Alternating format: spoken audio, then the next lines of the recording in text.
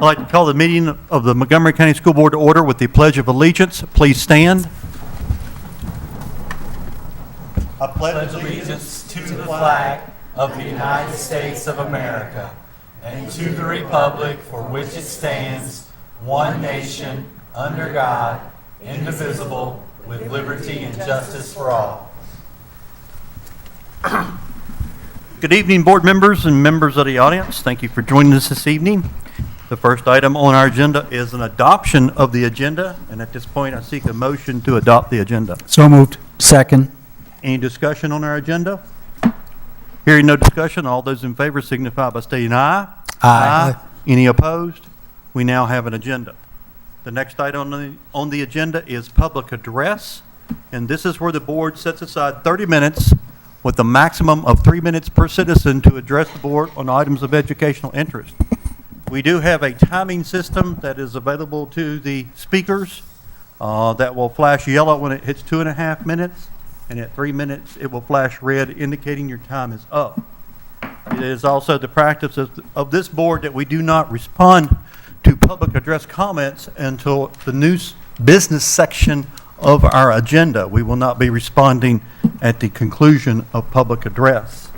And it appears we have several people signed up at this time. I will call 2 names to the podium and ask the speakers to state their name and their address.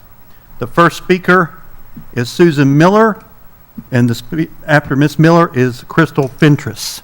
Miss Miller. She just walked in. Just walked in.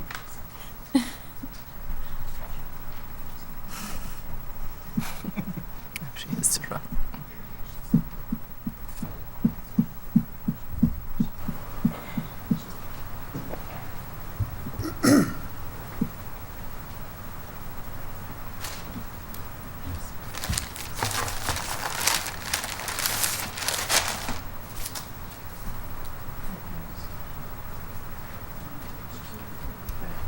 I have copies for you, sorry. My turn? Your turn. Okay, thank you. You're leading us off. Sorry. My comments tonight are addressing the middle school health and physical education program as taught during this current school year. Comments regarding the survey, and I've attached a copy of the survey that middle school parents, I don't know how many or whom were sent to fill out.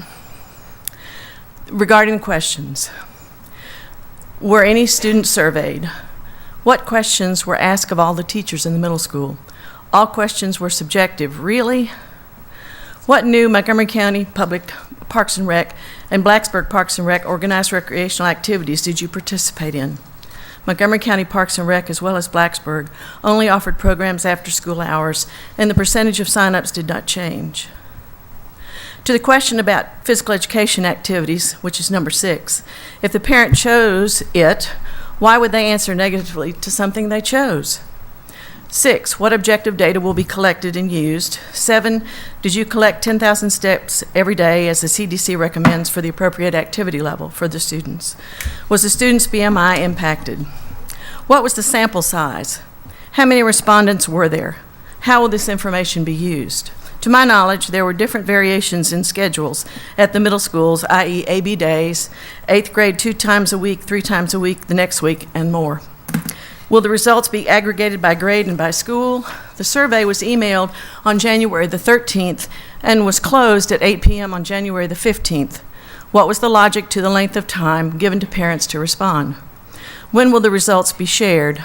As an assessment person, what is it that Montgomery County Public Schools wanted to gain from this survey? Regarding question 6, the amount of time my child spends in PE, and in parentheses, or the alternative I selected, is adequate.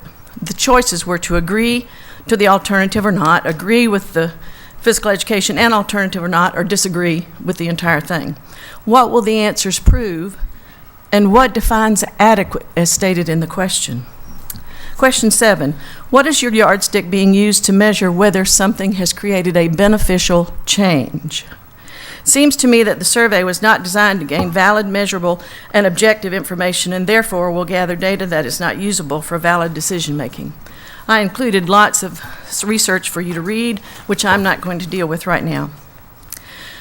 So that brings us back to the middle school health and physical education program, which must be returned to the previous status every day, either health and physical education, with attention paid to following the new national benchmarks and soon to be rewritten Virginia Standards of Learning.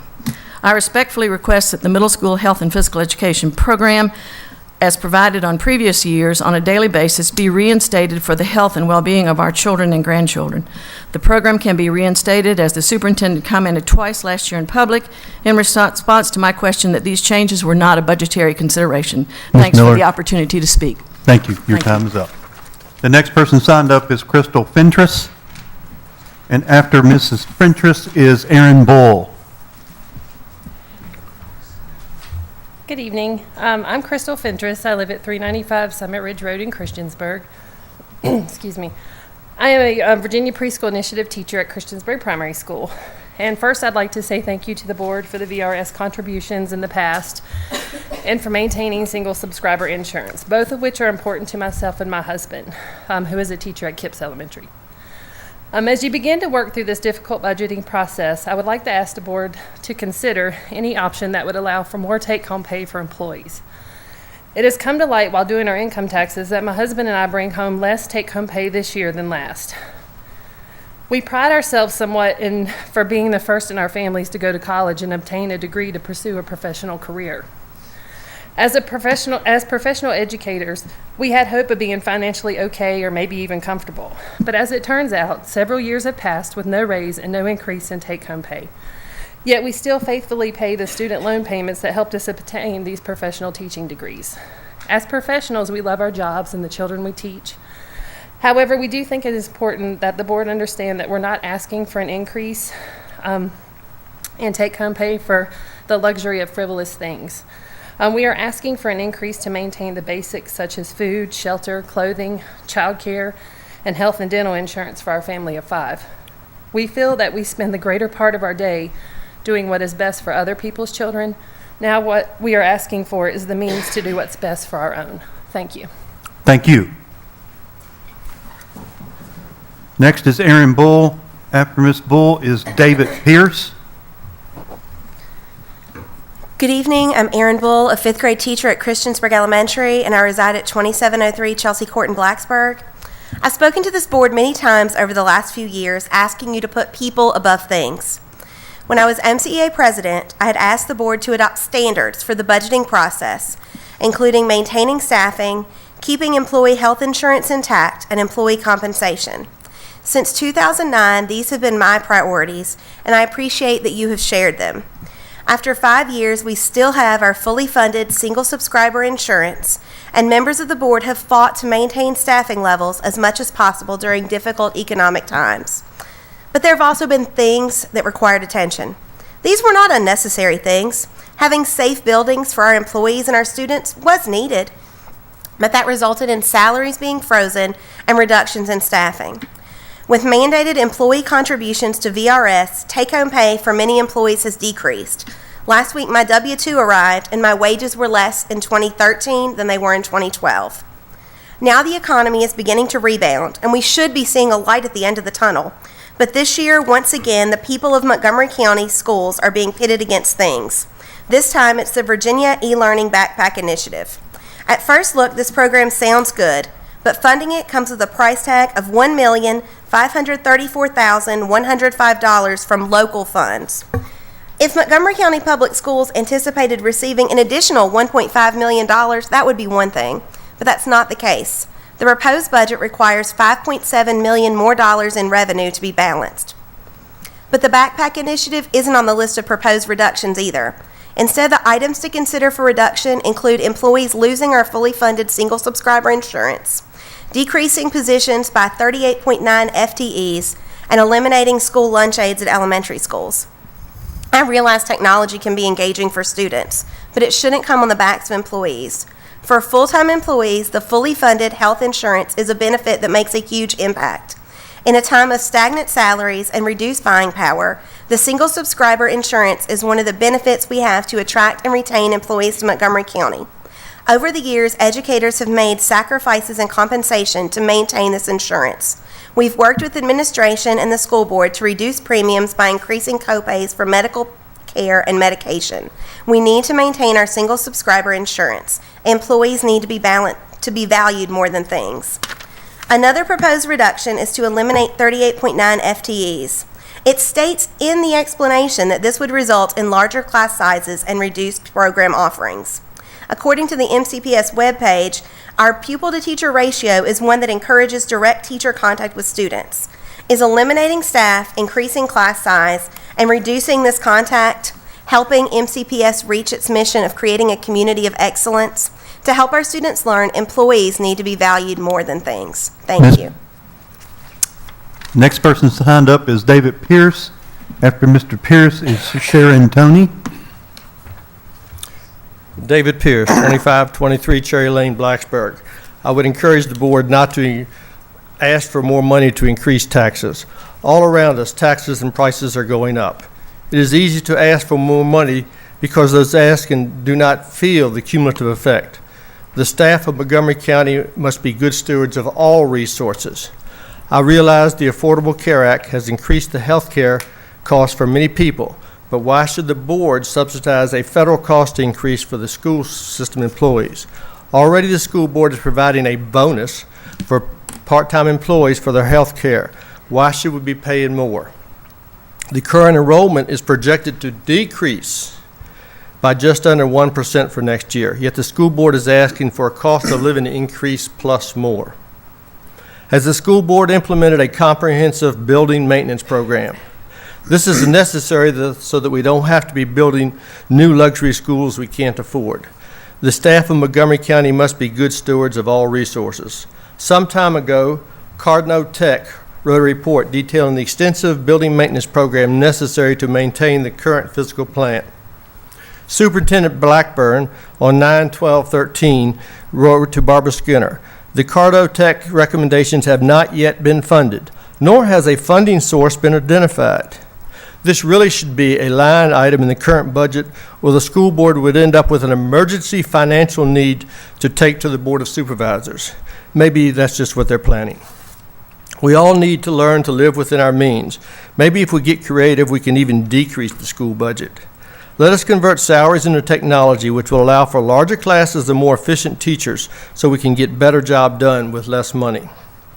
The new Blacksburg High School was sold as a $50 million project, which ended up costing over $62 million. These are significant tax burdens on Montgomery County residents. John Marshall wrote in 1819, "The power to tax is the power to destroy." Let us not destroy what we have created. We must learn to work smarter with what we have. Do not increase the tax burdens on the citizens of Montgomery County. Thank you. Thank you. Next person signed up is Sharon Tony. I'd like to pass my time to the next person, please. I'm sorry? I'll pass my time to the next person. Okay, all right, thank you very much. The next person is Sherry Blevins, and after Miss Blevins is Tracy Hurst.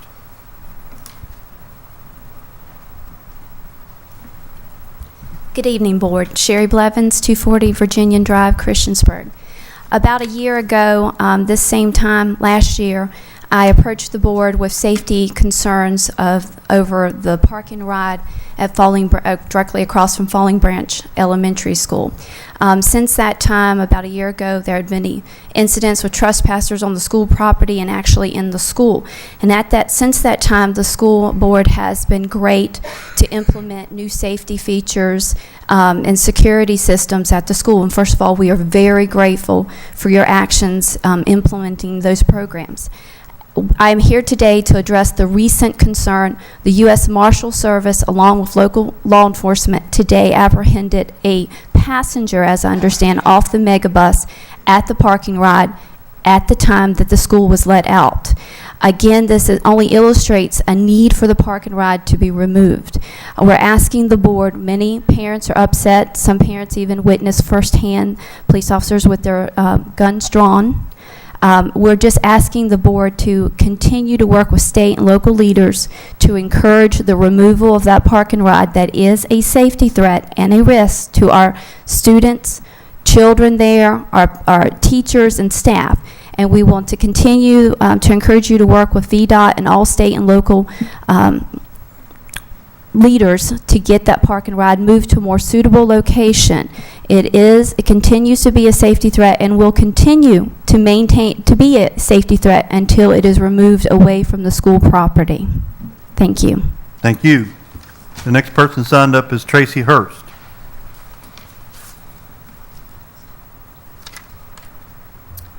Tracy Hurst, 2340 Glade Drive. I'm the PTA president at Falling Branch Elementary.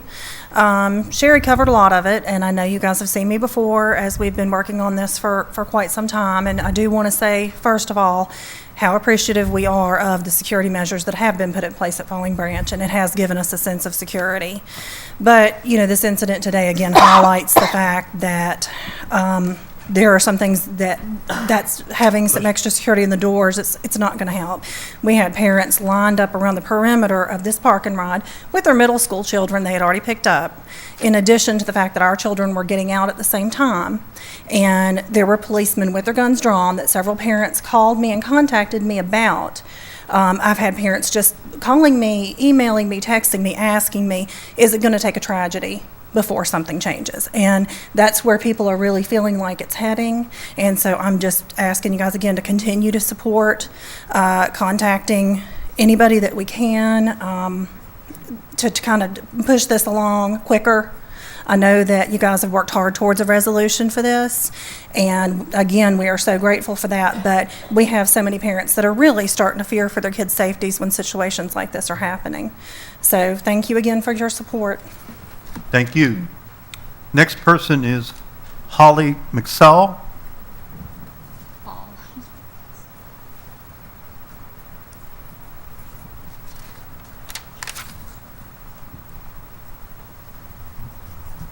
Good evening.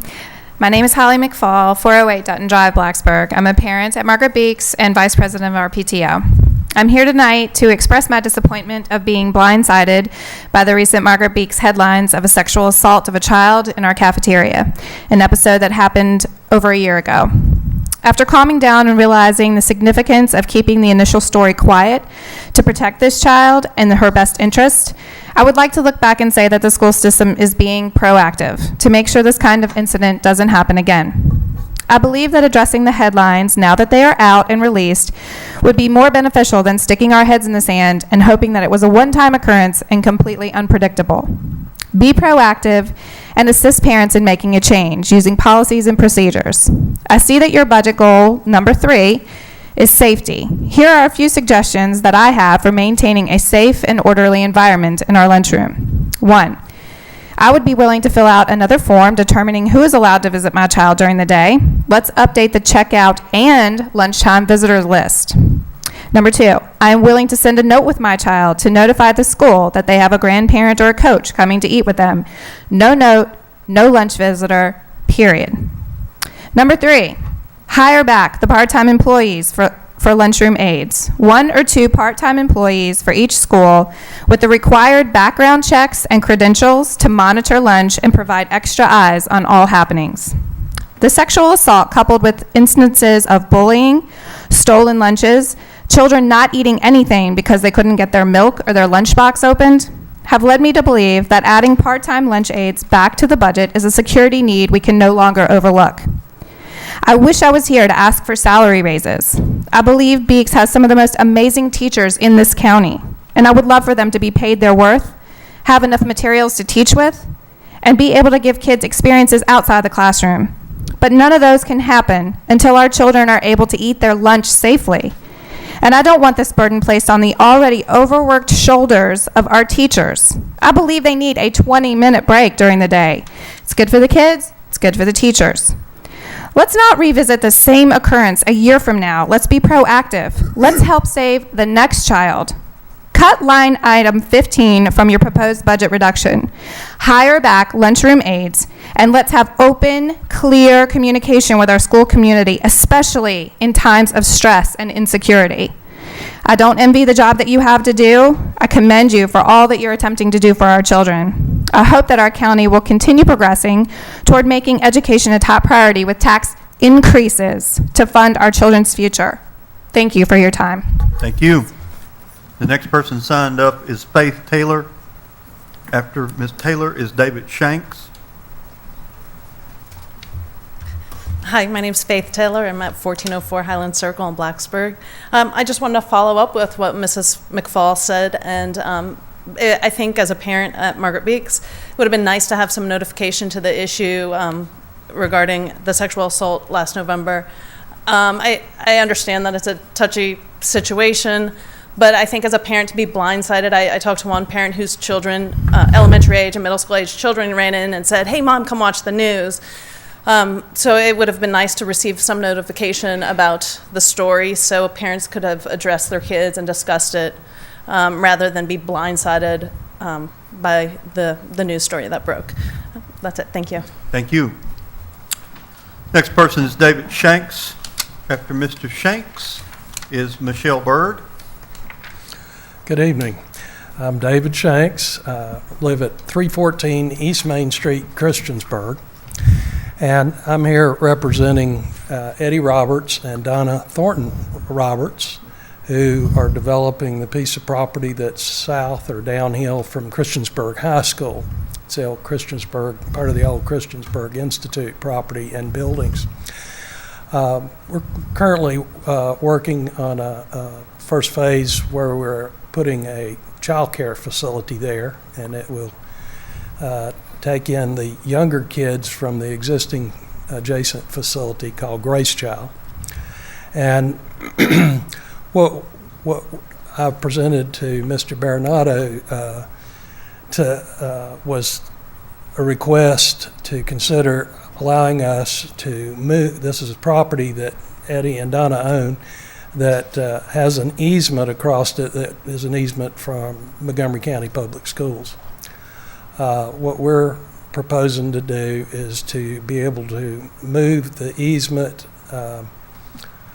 remove the existing surface easement. We currently have pipes that pipe the stormwater from Independence downhill across Scattergood.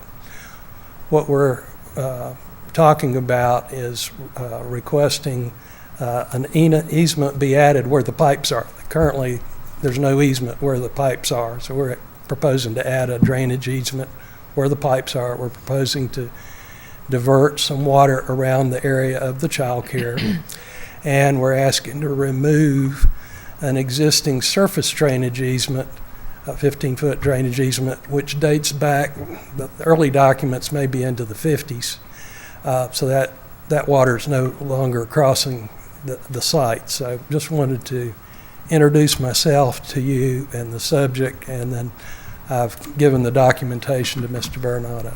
Thank you. All right, thank you. Next person is Michelle Berg. After Ms. Berg is Scott Case. Hi, good evening. I'm Michelle Berg. I reside at 2931 Weatherly Court in Blacksburg. And I'm here this evening not just as a parent of students at Blacksburg High School, but also as the Band Boosters president. And I wanted to make a few comments this evening to sort of follow up on a lot of notes and emails that have been going around about the proposed schedule changes at Blacksburg High School, which would reduce the number of classes taught during the regular school day from 8 to 7. And my comments really pertain to marching band. While I'm not supporting this schedule change, I don't think it would behoove the students to have that reduced number of offered classes. I'm really wanted to point out some of the things that I'm concerned about and the effects of the music program in general.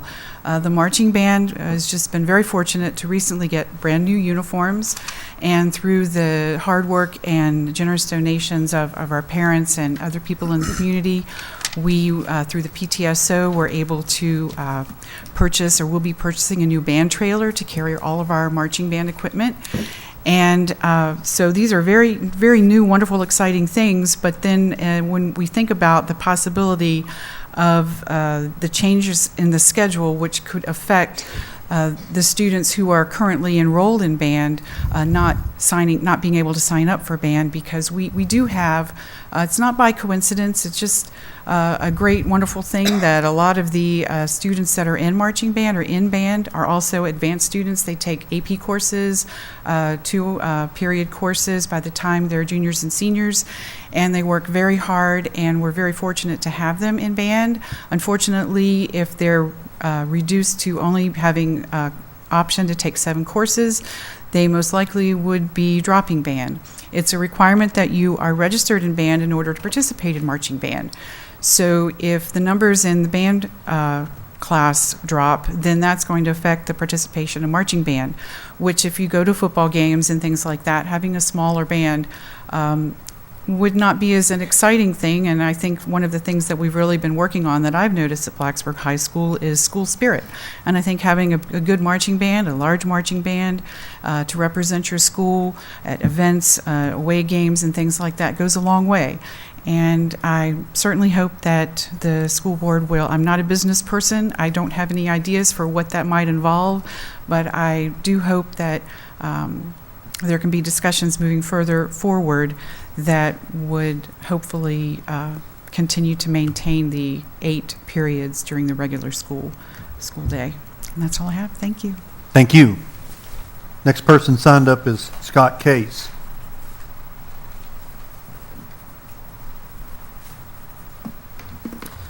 Scott Case, 503 Leisure Lane in Blacksburg.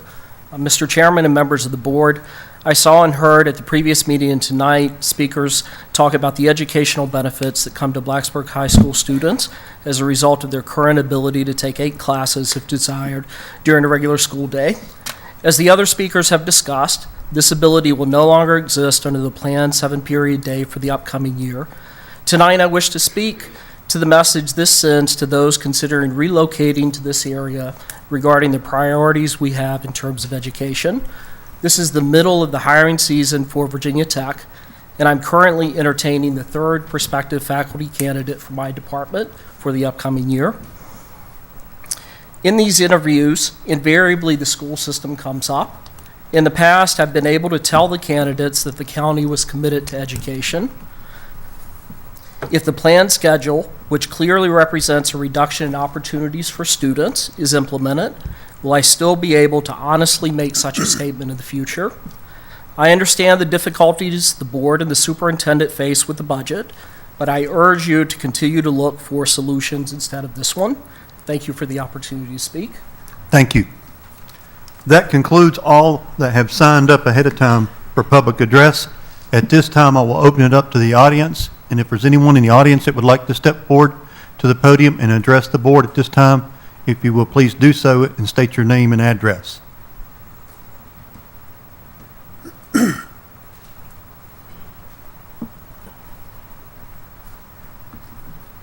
Hi, I'm Heather Cox. I live at 1006 Morning Dove Drive, Blacksburg, and I am a parent at Harding Avenue and the PTA president. I've spoken to many of you before, so thank you for your service.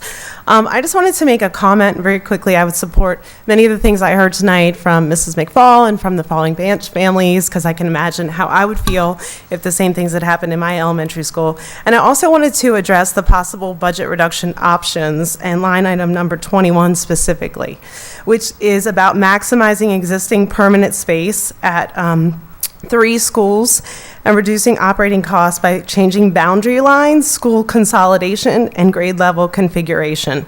And I just can't believe that that could all be clumped together as one line item for possible reductions, because that could impact neighborhoods, communities, families, children, obviously schools, teachers, etc.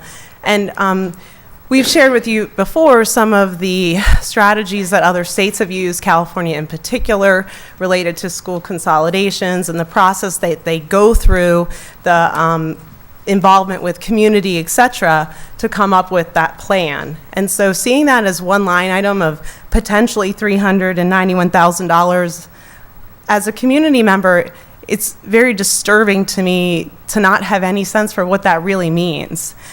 I mean, how would that impact my school? This is a line item that could potentially happen and be announced in April or May, and I could be a member of that community, and it could impact me in August. August 12th would be the start date for my children. And so I would just ask that if something like that needs to happen, if there's a way for us to save $391,000, then that should be a process that involves those communities, those schools, those neighborhoods, those families, those teachers, those administrators, that is transparent, and it shouldn't be something that could be done in 2 months. So thank you for your time, and I appreciate it. Thank you.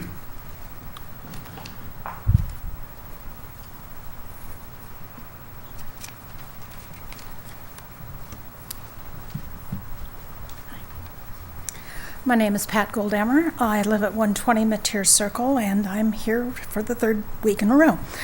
The official schedule is out. Blacksburg High School now has 7 periods, not 8 that they used to have. It's an option for perhaps, maybe, having a before or after school program, but that's not guaranteed. So what we had was 8 periods with half the students taking either a 5th period lunch or a 6th period lunch, and some students deciding that I don't want to eat, I want to learn. What we have today, 7 periods are offered with all students taking lunch basically at the same time. Half of them go at one point, half of them go at the other. Why am I bothering you all with this? Well, we've been told we can't have a longer day because we can't afford to pay the bus drivers. We've also been told that teachers who volunteered to teach in lieu of their planning period can't do that this year, this upcoming year. Well, guys, you control the budget, so help. If you don't, what this means for our students trying to go for an advanced degree, we'll be faced with some devastating choices. Current freshmen and sophomores going for advanced degrees must take 6 core courses. Their 7th choice, they must make a choice. Do they take an AP lab course that takes up 2 slots? Do they take an art course? Do they take a CTE course like drafting, graphic design? What's very clear is you can't take more than 1. If you failed to take foreign language in 8th grade, you're as a junior, you will be forced to take 6 core courses in your junior year just to make your graduation requirements. What this means for courses such as carpentry, child care, and advertising design, well, those are just right out. Those take 2 classes and you don't have the slots.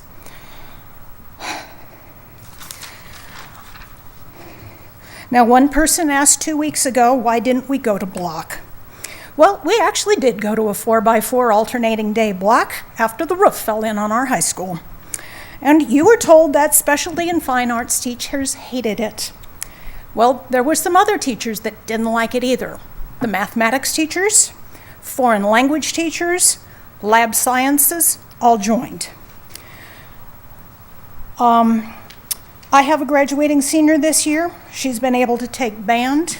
She's leaving the school with skills in graphic design, drafting, a love of music, Your time is up. and Thank a you. clear career choice. Thank you very much. Help others do it. Thank you.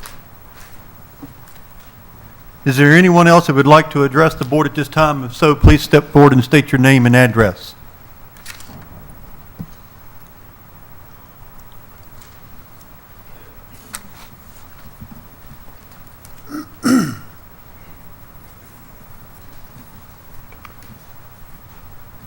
My name is John Gill. I live at 2037 Huffville Road in Pilot. The people of Montgomery County were told that we needed new schools so that we could get businesses to Montgomery County. But the surrounding areas seem to be getting more jobs and businesses than we do. For example, Henry County just got 150 new jobs, and one of the items on the newspaper was in the commentary was that they were poised to provide job training, and also we might note that these people, they're paying less taxes there, and of course our taxes have been increasing astronomically in the last several years, and mostly it's because of the school board. You're now taking up 60% of our budget. That's a lot of money, and I think you can find a lot of ways to which you can go ahead and cut that down. We have a place here that can provide job training. I've lived in locations where they had vocational technical schools, and what they did is had half of the student body come to a location where they had this school, like for instance auto mechanics, or learning how to work on the computers for, say, as a sewing machine. Now people have to work on they have to have a computer They don't work on a sewing machine. They use it by computer. So these kinds of things should be looked at to go ahead and provide our children better education. As far as the money goes for health care, you're paying a lot of money. You're paying 100% of these people, and a lot of people, I don't think really, you're giving bus drivers money for, that came out here at the last meeting I was at. And I don't know that the bus drivers are part of the what that you should be paying their health care. They're getting like probably $300 or $400 a month or more to pay that. And also, okay, that's about it then. Thank you. Thank you. Is there anyone else who'd like to address the board at this time? If so, please step forward and state your name and address. I will state that we have hit the 30-minute time limit on public address, and at this point, it will be the last speaker to speak. I'll be quick. My name is Melissa Smith. I live at 1180 Cedar Street, Christiansburg. My family and I moved here almost 3 years ago, 2.5 years ago, and I have 2 children at Falling Branch Elementary School. I will have a third starting in August. I just want to thank you again for the security measures you all have put in last year, and just want to remind you of the concern that we as parents of this school feel. We cannot let another tragedy, luckily it wasn't a great tragedy, but a scare of what happened today happen again. You know, I have quite a few friends that live in surrounding areas, go to other schools, and as we talk about schools, they often bring up the park and ride. And so not only is it a concern for us, I have felt like it is a concern for others that would not want to bring their children to Falling Branch Elementary for the concern of the park and ride.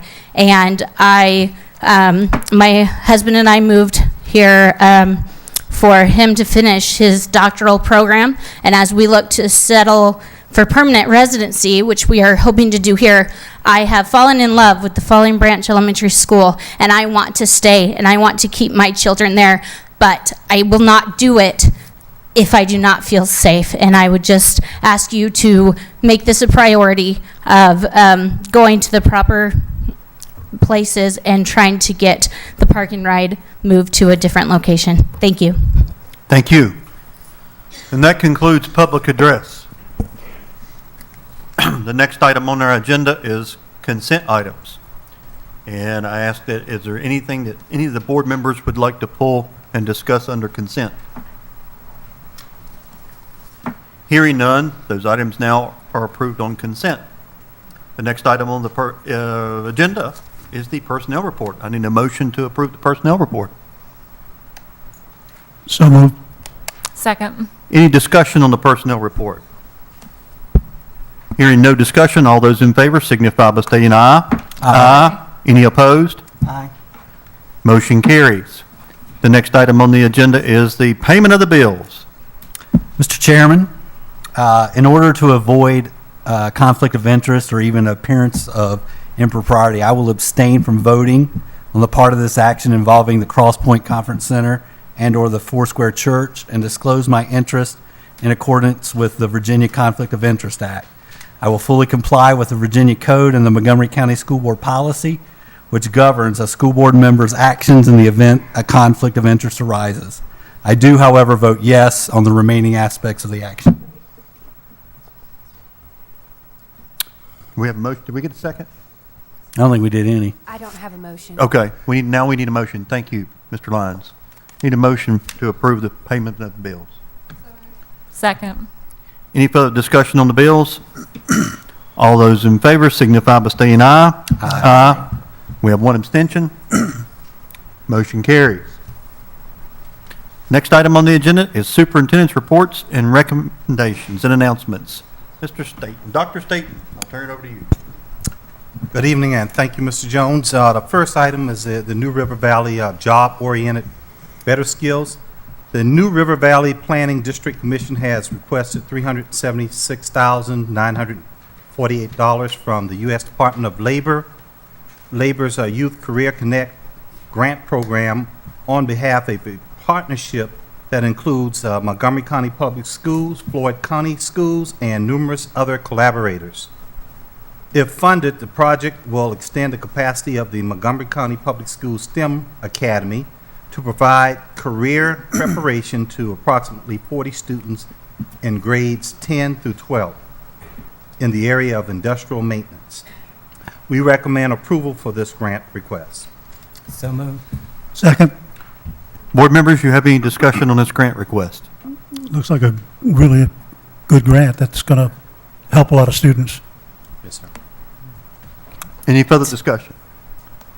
All those in favor signify by saying aye. Aye. Any opposed? The motion is carried. Grant is approved. Next item. The second item is the Virginia School Board Association Bully Prevention Month event and activities. As part of the ongoing efforts to prevent and address bullying behaviors in our schools, there were several activities that took place in January to recognize the Virginia School Board Association's Bullying Prevention Month. Sharon Zuckerwar, supervisor of the Social Studies and Character Education, will share an update on bullying prevention programs. Good evening. I believe that the board requested an update on just our bullying prevention programs in our schools, and the intent was to bring this to you in January, and this was the meeting that was rescheduled. So we did want to share with you some of the things that were taking place as a part of recognition of Virginia School Board Association's Bullying Prevention Month. I often share that in Montgomery County Public Schools, every month is actually Bullying Prevention Month, and in fact, every day, this is something that our school communities are focused on. As a part of our constant campaign to stop bullying, we are also very committed to the work that promotes kindness, which is why the Virginia School Board Association Bullying Prevention Month and No Name Calling Week were the perfect match. Many of our schools participated in No Name Calling Week, and the theme was Celebrate Kindness. Morning announcements and advisory times were utilized to focus on promoting actively caring communities, while also examining the power of our words, both negative and positive. And just a sample of some of the activities that took place during the month of January, I highlighted those on the screen. Students at Eastern Montgomery Elementary created posters and participated in Spirit Days, focused on raising awareness to this issue. Students at Margaret Beeks Elementary participated in a pep rally, an assembly that challenged their students to be awesome in 2014, and that also focused on their ongoing efforts to treat each other with kindness. Titan Time at Blacksburg Middle School was focused on lessons related to the words, "I was just kidding," which is used a lot in our schools, related to treating each other unkindly. And students also made New Year's resolutions to promote positive change. Auburn Middle School students, and actually Christiansburg Middle School did this as well, are finding anonymous positive notes in their lockers from their peers as a part of their Actively Caring for Others program. And Blacksburg High School is working on an initiative called B3, or Building Better Bruins, challenging students to focus on making the best choices in all that they do. Our ongoing efforts, Montgomery County Public Schools has been focused on bullying prevention for over a decade, dedicating time and resources toward creating classroom environments that are focused on actively caring for others and reducing bullying behaviors. We have a new online parent resource that is being added to the website. Each of our schools has a bullying prevention coordinating committee who is tasked with the roles of continuing this work of bullying prevention. We have several schools that are implementing positive behavior interventions and supports, which is focused again on building those positive environments. And we received a grant from the Virginia Department of Education this year for additional schools that are listed on the screen to begin readiness programs and implementing that program. And during this school year, our Winning Choices character education programs were all focused on the effects of cyberbullying and included opportunities for students, parents, and community members to learn more about social media and how to promote kindness while protecting themselves in online environments. And we had Dr. Samir Hinduja, who is from the Cyberbullying Research Center, came and spoke to our schools, as well as to a community. We had a community presentation in October as well, providing information about social networking and how parents can play the role in protecting their children. Next week, many of our schools, so this continues past January, next week many of our schools are participating in Random Acts of Kindness Week, and we will continue all of our efforts in Montgomery County Schools to promote kindness and reduce bullying behaviors. So thank you for the time to update you on some of the things that we're working on. Thank you. Board members, do you have any questions for Ms. Zuckerberg? Okay. Thank you. Thank you, Sharon. The next item is threat assessment. At the board's request, a brief presentation on the formal threat assessment process used in Montgomery County Schools will be provided by Jason Garriston, Supervisor of Student Services.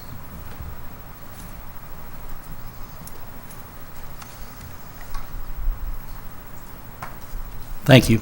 Chairman Jones, members of the board, Dr. Staten, good evening. It is my pleasure to have just an opportunity to take some of your time this evening to discuss some of our efforts in Montgomery County Public Schools in regard to formal threat assessments. The summer of 2013, a number of school safety requirements were introduced into Virginia Code. House Bill 2344 required the establishment of formal threat assessment teams and school divisions across the Commonwealth. As with many of these new safety requirements, the DCJS was tasked with providing training and guidance to help districts be in compliance with the new code. The first DCJS training was offered at New River Community College in August of 2013. Montgomery County Public Schools sent a team of school-level administrators and central office administrators to participate in the training. Additionally, we were very pleased that we were joined at that training with members of our local law enforcement. After reviewing the DCJS guidelines on these requirements, a training program was created for principals and school counselors. We presented that training to principals and counselors in the early fall. MCPS is using one of several available models for threat assessment. The model we use is commonly called the UVA model. Under the UVA model, teams are designed to facilitate effective and efficient threat assessment without requiring large numbers or large teams of people. In fact, the training specifically states that bringing large numbers of people or team members into the assessment unnecessarily often disrupts the process. For Montgomery County Public Schools, a normal team would be comprised of a school administrator, principal or assistant, school counselor, school resource officer to deal with matters of law, and others, but only as needed. An example might be a consulting teacher being involved with a special needs student. Additionally, if the initial investigation indicates that the student making the threat likely requires additional support or services, or if the situation is particularly complex, a team from central office is available to assist. Key district leaders like the Assistant Superintendent for Curriculum and Instruction, the Director of Secondary Ed, or the Director of Special Education are trained to help coordinate services and make decisions regarding the child's education. The UVA model was created and initially field tested by Dr. Dewey Cornell and Dr. Peter Shiras at the University of Virginia in 2001. The model utilizes a decision tree to walk an administrator through threat assessment process and categorize a threat. A threat is transient if it can be quickly and easily solved. Any threat that cannot be readily identified as transient should be regarded as substantive. The UVA model has been vetted against other studies and reports on school safety sponsored by the FBI, the U.S. Secret Service, and U.S. Department of Education. Additionally, they have continued to collect data from the field since their initial study in 2001. The UVA model is frequently considered the most researched program of student threat assessment and is used extensively throughout the Commonwealth and the nation. Our data. The UVA model provides forms that facilitate easy documentation of formal threat assessment. These records are kept on file at the school and copies are forwarded to the Student Services Office. As expected, the vast majority of the threats have been transient. But, just as a reminder, even a transient threat can still carry a disciplinary sanction, meaning that even if a threat is determined to be transient, which is what we would want, that does not mean it still does not carry school discipline. What does transient mean? Transient is basically the terminology in the model that just means a threat, again, that is easily resolved. Two buddies are together at the lunch table. One buddy embarrasses the other in front of another student maybe he likes, gets frustrated, says, I'm going to kill you. It's a threat, but once you get in the office and to begin to discuss that threat, interview and speak to witnesses, it becomes very clear that student did not mean the other student any harm whatsoever. That would be determined to be transient. It's just the terminology used in the model. Again, a threat can generally carry a disciplinary sanction. And again, we're very pleased to say that none of our documented threats thus far have been carried out, meaning anything that has been formally processed and investigated, that threat has not been carried out or no student has been harmed. Are there any questions? Board members, do you have any questions for This is just, there's 5 that have been deemed substantive since the beginning of school year? Yes, sir. Okay. Just wanted to make sure I understood that. Yes, sir. Is there a study as to the relationship between this model and zero tolerance as to keeping kids in school? You understand what I'm saying? There's been a lot of research on this model. I would have to look at the research specifically to see. Dr. Cornell and Dr. Shiras discuss extensively zero tolerance and their opinion towards zero tolerance.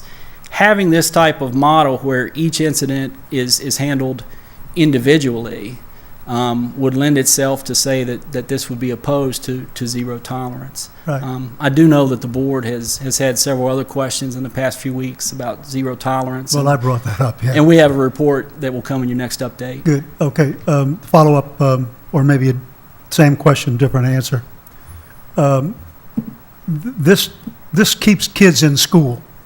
Generally, yes, Yeah, sir. compared to zero tolerance, which zero tolerance means just that. Correct. This means transient situations versus substantive. It's case to case. Yeah. A student Well, could that's still my be. point. Yes, sir. In zero tolerance, it's not case to case. Correct. The line is drawn, you don't cross it. Correct. Okay, good, very good. You could still have suspensions This or other is- disciplinary yeah, sanctions, but it's not. It keeps. It's not direct to the board for expulsion. Its main goal is to resolve problems, but keep kids in school. Keep kids safe and Yeah. keep kids in school. Yes, Yeah, sir. Exactly. Board members, any additional questions? Thank you. Thanks, sir. Thank you for your update. Thank you, Jason. That was good. Okay, Mr. Chair, members of the board, the next item is the initial budget request to the Board of Supervisors. The school board approved on January 23rd, 2014, a proposed school operating budget for the public hearing in January, that took place on January 28th, 2014, as a request to the Board of Supervisors for funding. The school board may add or delete from this budget to develop the school board's budget request to the Board of Supervisors. The enclosed budget worksheet, the one that you see before you, reflects the additional funds of $5,882,829, which is required to balance the expenditure budget after subtracting the proposed $2.6 million increase from the state. As we have developed the needs-based budget for the 2014-15 school year, we do not know the real money or what real monies we will have or we will receive from the state and this county board of supervisors. This budget is based on what we anticipate we will need to operate effectively in the upcoming school year. The budget that you see before you reflects what we believe is needed to pay for programs and initiatives that will keep our school technologically relevant and instructionally sound in the 21st century. The former governor's proposed budget, as previously mentioned, allows for a $2.6 million increase in revenue. However, most of that revenue will go to pay for federal and state mandates associated with the Affordable Health Care Act and the Virginia Retirement System proposed increases. After 5 years of not seeing wage increases, the state provided for a 2% pay increase for Montgomery County school employees this past year. However, the governor's proposal doesn't offer any provisions this year for the pay increases to make up for the stagnant wages between 2008 and 2013. It is also important to note that the state didn't refund the raise in the upcoming budget, so we have to cover it like it was an unfunded mandate. Therefore, in order to maintain and attract new highly qualified employees, we have recommended a 2.8% increase in salary enhancements. Recognizing the need to improve our aging bus fleet, we have also asked for funding to purchase 2 new buses. The General Assembly started their session on Wednesday, January 8th, 2014, and will adjourn March 8th, 2014. Meanwhile, the Montgomery County Public Schools must develop a budget to present to the County Board of Supervisors by February 8, 2014, based on current available information. And we have also provided the school nutrition budget for fiscal year 14-15 in the amount of $4,286,867. The budget is further presented for your questions and consideration. That it? Yes, sir. Board members, in the interest of order, this is an action item, so I would prefer that we seek a motion. If any board member would like to make a motion on the current budget that's been proposed, so we can then move into discussion on the budget at that time. I thought we already did that last meeting. Didn't we approve this last meeting? No, we approved it for public hearing. This is to approve it to go to the Board of Supervisors. Okay, I move we accept the 2014-15 budget. Okay, I have a motion. As presented. As presented, I have a motion. Do I have a second? Second. We now have a second, so now we can open it up for discussion on the budget. Board members? Mr. Chairman, I just, again, want to bring up 2 items that I brought up in the past. The increase in taxes is something that I just would not be in favor of at all.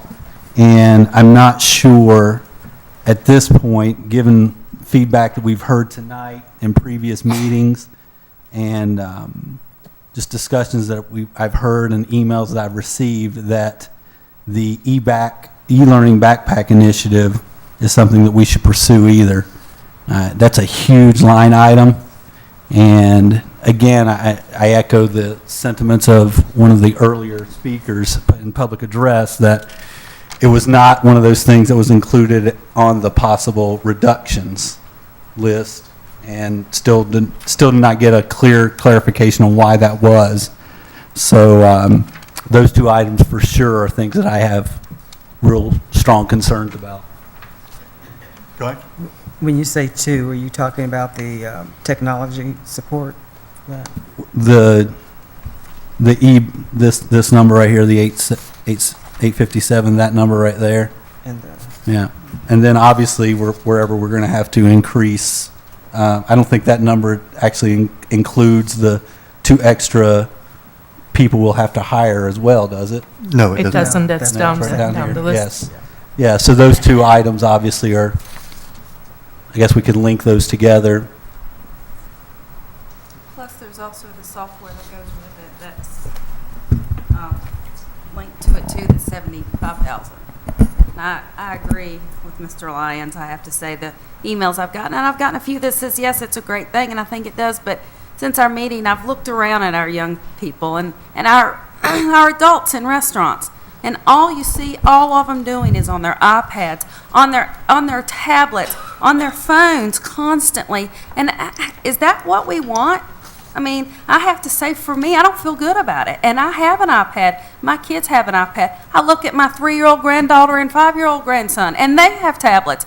And I go home and everybody's on their tablets just as hard as they can go. Is that a good thing? I just personally don't think we're ready for that. I don't think our freshman students, and I'm out there. Last Saturday morning, I left 8 students in my basement. So, you know, I'm surrounded by students at all ages. I know what they're doing. I see what they're doing. I've lived what they're doing. And I don't know that I think they're responsible. And enough. And I don't mean that ugly, because I've got 3 great kids. But things happen. And then you have to purchase the insurance for it too. And I just think, I do agree. I mean, I kind of look at the state can give us money for all this stuff, but they can't give us money for raises. And I can't help but wonder, why is that? And we've listened, the 8 years I've been on this board, I've listened to how computers and technology can't take the place of a person. So I personally cannot vote for this, because I think that's what we would be doing. And that's what we're saying. And I think one day maybe it will be. And if they would have said, hey, we'll fully fund it for you to try it, great. But that's not what's happening. And I just don't feel good about it. And I don't feel good about raising taxes, because our community has had a lot. And it's great for those who can't afford it, but there's a lot of us who can't. So maybe there's ways of finding other ways to where we can have both without doing so. The same thing with the College Week Initiative grant. I mean, or, you know, to be able to do that to match what Eastern Montgomery did, I think is a great thing. But as owning a business, through the winter months, boy, I have to tighten my belt, and I buy just what I need some weeks. I don't buy anything else. And just in order for me to conduct business, I don't splurge. So maybe instead of doing all the schools, let's just add one more. What would that cost us instead of $50,000 as a line item there? You know, could we look at maybe just adding one more high school, whichever school we feel like is needed at the time to do so? Maybe the smaller school, the next smaller school, which would be Auburn. And then maybe next year add Christiansburg or Blacksburg, because, you know, that way you could do one at a time and add those. I mean, and that's got to help save some money as well. Just my 2 cents. Other board members, comments on the budget as presented?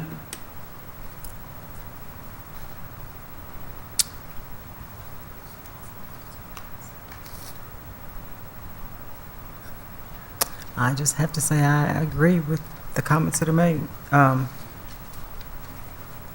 We have got to put the money into people. I've been saying for several months, well, actually a couple of years, that sooner or later our PTRs are going to start impacting how we are teaching our children. As far as I'm concerned, the Blacksburg High School schedule is part of that. The middle school schedule is a part of that. It's affecting our children with PE for one thing. So we need to put that money into people at this point. Can I make a motion that we strike the e-learning backpack We have a motion initiative? before already. You can, the only thing you can do at this point is amend the current motion. Mhm. Ask for an amendment to the current motion to exclude the 857,915 backpack initiative, and also, I'm assuming you want to remove the 2 positions as well. And then if that's, you'll need a second for that. Yeah. Can we have a little more discussion before you make that Sure. motion? Or? Sure. I think we're a little premature. We have no idea what the state's going to do. We really don't. And I've got very cautious optimism in watching what's going on at the state level. It looks better than it has been over the last several years. The education governor is gone, thank God, and now we've got a governor in there who's speaking public education, children. And I really think that for us to take anything out of this means we can't put it back. And for us to take anything out of this at this point would be incredibly harmful because we can't put it back, and we have no idea what the state's going to do. We can make motions and we can take these things out as we move down the road, but to do it at this point right now, I think would be horrendous to the schedule, to the schools. There are some options out there. We do have some options, but I don't think it's a time to discuss those. I think that we're a little premature. To continue on that, we need more eyes in our schools. Safety is an incredible issue. We need lunch aides, we need PE teachers, we need some sort of a safety. I would love to know how much man-hours we've put in to just what's going on down at Falling Branch, just the man-hours, person hours. That's got to be terrific. And yet today, we had a horrific situation there. And again, we're going to put more man-hours into that. And that takes away from other things. As Ms. Franklin said before, we need more people. We definitely need more people. The high school, Blacksburg High School, if they have 3 more people, they can run that program fairly well. Or maybe perfectly, I don't know. But again, there's a lot of things that we can do, a lot of things that we can look at, but I really think it's way premature until we find out exactly what's going to happen at the county level, supervisors, and definitely at the state level. That's all. You know, I thought about the exact same thing. You know, we can put it all forward and then we can take it out later once we find out what we're going to get. But the more I've thought about it, the items that we're talking about removing, as Ms. Bond says, if the state can offer subsidies, you know, and then we have to come up with matching funds for the EPAC program, why can't they come up with the funds for compensating our educators? They gave 2% to a portion of them, and then they took it back.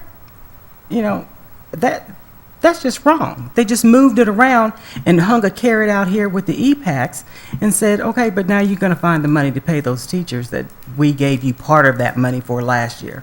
It's just a shell game that they're doing, and it's wrong. We need to really focus on, as far as I'm concerned, this year, focus on the manpower in this district and making sure that we're compensating them. You know, other things may come. You know, I mentioned my iPhone last week. Well, I thought about that too, and it was like, yeah, I waited a long time before I was able to afford that too.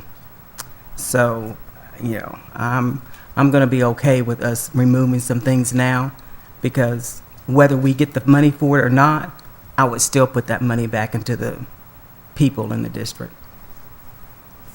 I think there's just a sense of us being a little bit more responsible, even from the onset, with, you know, echoing what Ms. Franklin said, that rather than spending or proposing to spend money on things and technology, there's something symbolic about us saying, we know we're not going to have the money for this. Let's not ask for it, because if we ask for it, and even if we get it, then we're essentially committing to spending that money on that particular item. And I don't think that that's just a wise move. And if we're ready, I'm ready to make a motion to amend. I'd like to see if there's any further discussion on the current motion. Are we just discussing that one item or anything about the budget? We're discussing the motion that says approve this needs-based budget, right? Okay. I'd like to ask some more questions about this needs-based Okay. budget. I was wondering if the BHS 7's period schedule is factored into this budget, if this budget was planned, given that they would have that kind of schedule. I'm going to ask Ms. Weaver to come up and address any We're going to put Ms. Weaver on the hot seat on this one. We haven't proposed any changes in staffing for BHS, so they would have to operate a schedule given their current staffing requirements, which do not include those 26 volunteer positions. but they wouldn't have to do this 7-period schedule with this budget. They could do a No. different kind of schedule. Absolutely. Another question I have is the current setup right now in an elementary school cafeteria. What is it currently? And I can't remember the whole history of what we've done with what has been done with the aides, and perhaps something needs to be added in there concerning that. But what is it today? That I can't answer. Dr. Graham, I know that we've taken some of the aides out and left some of the aides in some of the larger elementary schools, I believe is what we've done. I may be wrong on the year. I think it was 12-13 when we cut the lunch aid positions in half. So we took the number of positions, half that, and now we're staffed at half the level that we previously were. At all elementary schools? Yes. So every elementary school has a lunch aide. Yes, and it varies. It's by hours. So some schools may have one lunch aide that works 3 hours. Some schools may have 2 lunch aides, each working an hour and a half. And also the aides are based on the population at the school. So there's some variety among schools, but we took the overall staffing for all the lunch aides and halved it. And at each school, we took the staffing and halved it. So. Mr. Lyons, are you going to make a motion to eliminate that completely? Is that your intent? Yes, Okay, yes, to can I- eliminate those 3 lines. Okay, can I give you a alternative? Suppose we start small. Suppose we take one high school that's large and one high school that's small. And having talked with administration and talked with some of the schools, I found out that the 2 neediest schools, and they really, really need this, would be East Montgomery High School and Christiansburg High School. Would that be an alternative that you would look at? Well, it was my understanding that it was based upon the that we would get that funding if it were if All we 3. did all 3 schools I think- that were not accredited, correct? Well, You could do any- yes, except for we'll eliminate one of those schools and take the 2 neediest. But Then we wouldn't get the full amount, Is all we correct? would lose would be what would be going to Auburn. Right. The amount is per the students that you purchase for at each school. Right, okay. So you could take away a school and still get funding. You wouldn't get the same, you wouldn't get the 200,000, you'd get it per student. I think it's $400 per student. And so we would do the math on that and come out with what the funding would be, and then Montgomery County would have 20% that we would have to match. So the 857 is still, that's with us doing a 1-to-1 initiative essentially for every freshman, incoming freshman for next school year, including Blacksburg. Right, and at the high end, picking a quality device. And if we don't, I think it's also that if we say that we don't want this year, that's it. Correct. We don't. it's We not- lose it. We lose it completely. We lose the opportunity for the grant completely, so it's not something we can come back to next year. And therefore, my point, let's take 2 that really, really need it. So what are you basing it on that Christiansburg and Eastern Montgomery needed the I'm most? talking to administration. Which administration? Spoke to Brian, spoke to Lois. Didn't I speak to you about those, Lois? Yes. And Ms. Blackburn. Well, I think it's the board's responsibility to say that we'll fund 2 of the schools and we let administration decide which those 2 schools would be. I don't think it's in our purview to talk about which 2 schools get it, but we're not there yet. I mean, But- you're offering an alternative, but If that's the case, then I couldn't vote for all 3 that were to get the money, not to get it. I mean, that to me would be completely unfair.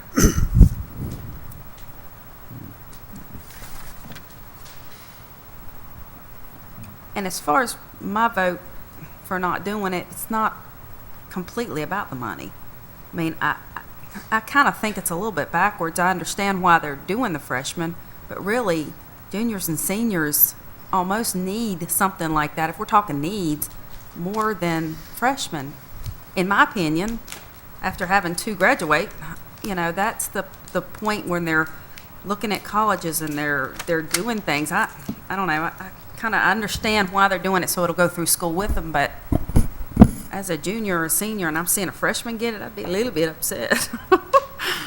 But Well, the other issue too that we, not that we have to, I mean, in coming years, we're essentially committing to doing this for the next several years as well. Right. And again, I'm hoping that next year, when we come to budget season, that we're looking at surplus and they're asking us for new ways to spend money. But I don't foresee that happening. So for us, I mean, if we decide to do this and we follow through with it and we get the funding and all that kind of stuff, we are essentially committing ourselves to doing it for at least the next 4 years. But again, we have no idea what the state's going to be doing for the next 4 years. So, I mean, it's pie in the sky. And again, if we don't do this at all, we lose it and we can't get it back. And we can't get it back for the next 4 years. And if we go with half a cake and things get rough down the road, we can take a look at it again. But again, I'm looking at this thing that if we eliminate this, we're not getting it back. And if we can't do 4, let's take a look at 2. And let's at least keep that in the budget.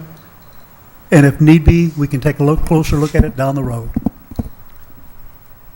That's where I'm coming from. When you look at the research done, how many schools initiated that and how many have big concerns after they got in, when you read the research on it.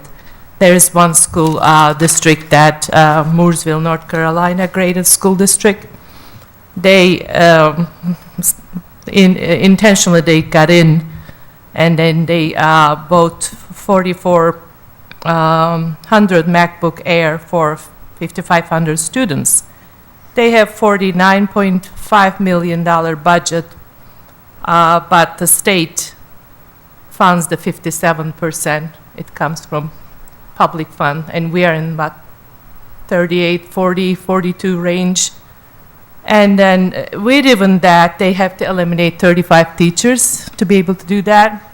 And then, again, it was a big involvement, so they decided for the first year, they have to lease the computers, $215 per year to just the test. And what they come up and warn people is, you have to consider all funding sources. It's not just your state gives a little peanut and hope to make a jar of peanut butter with it.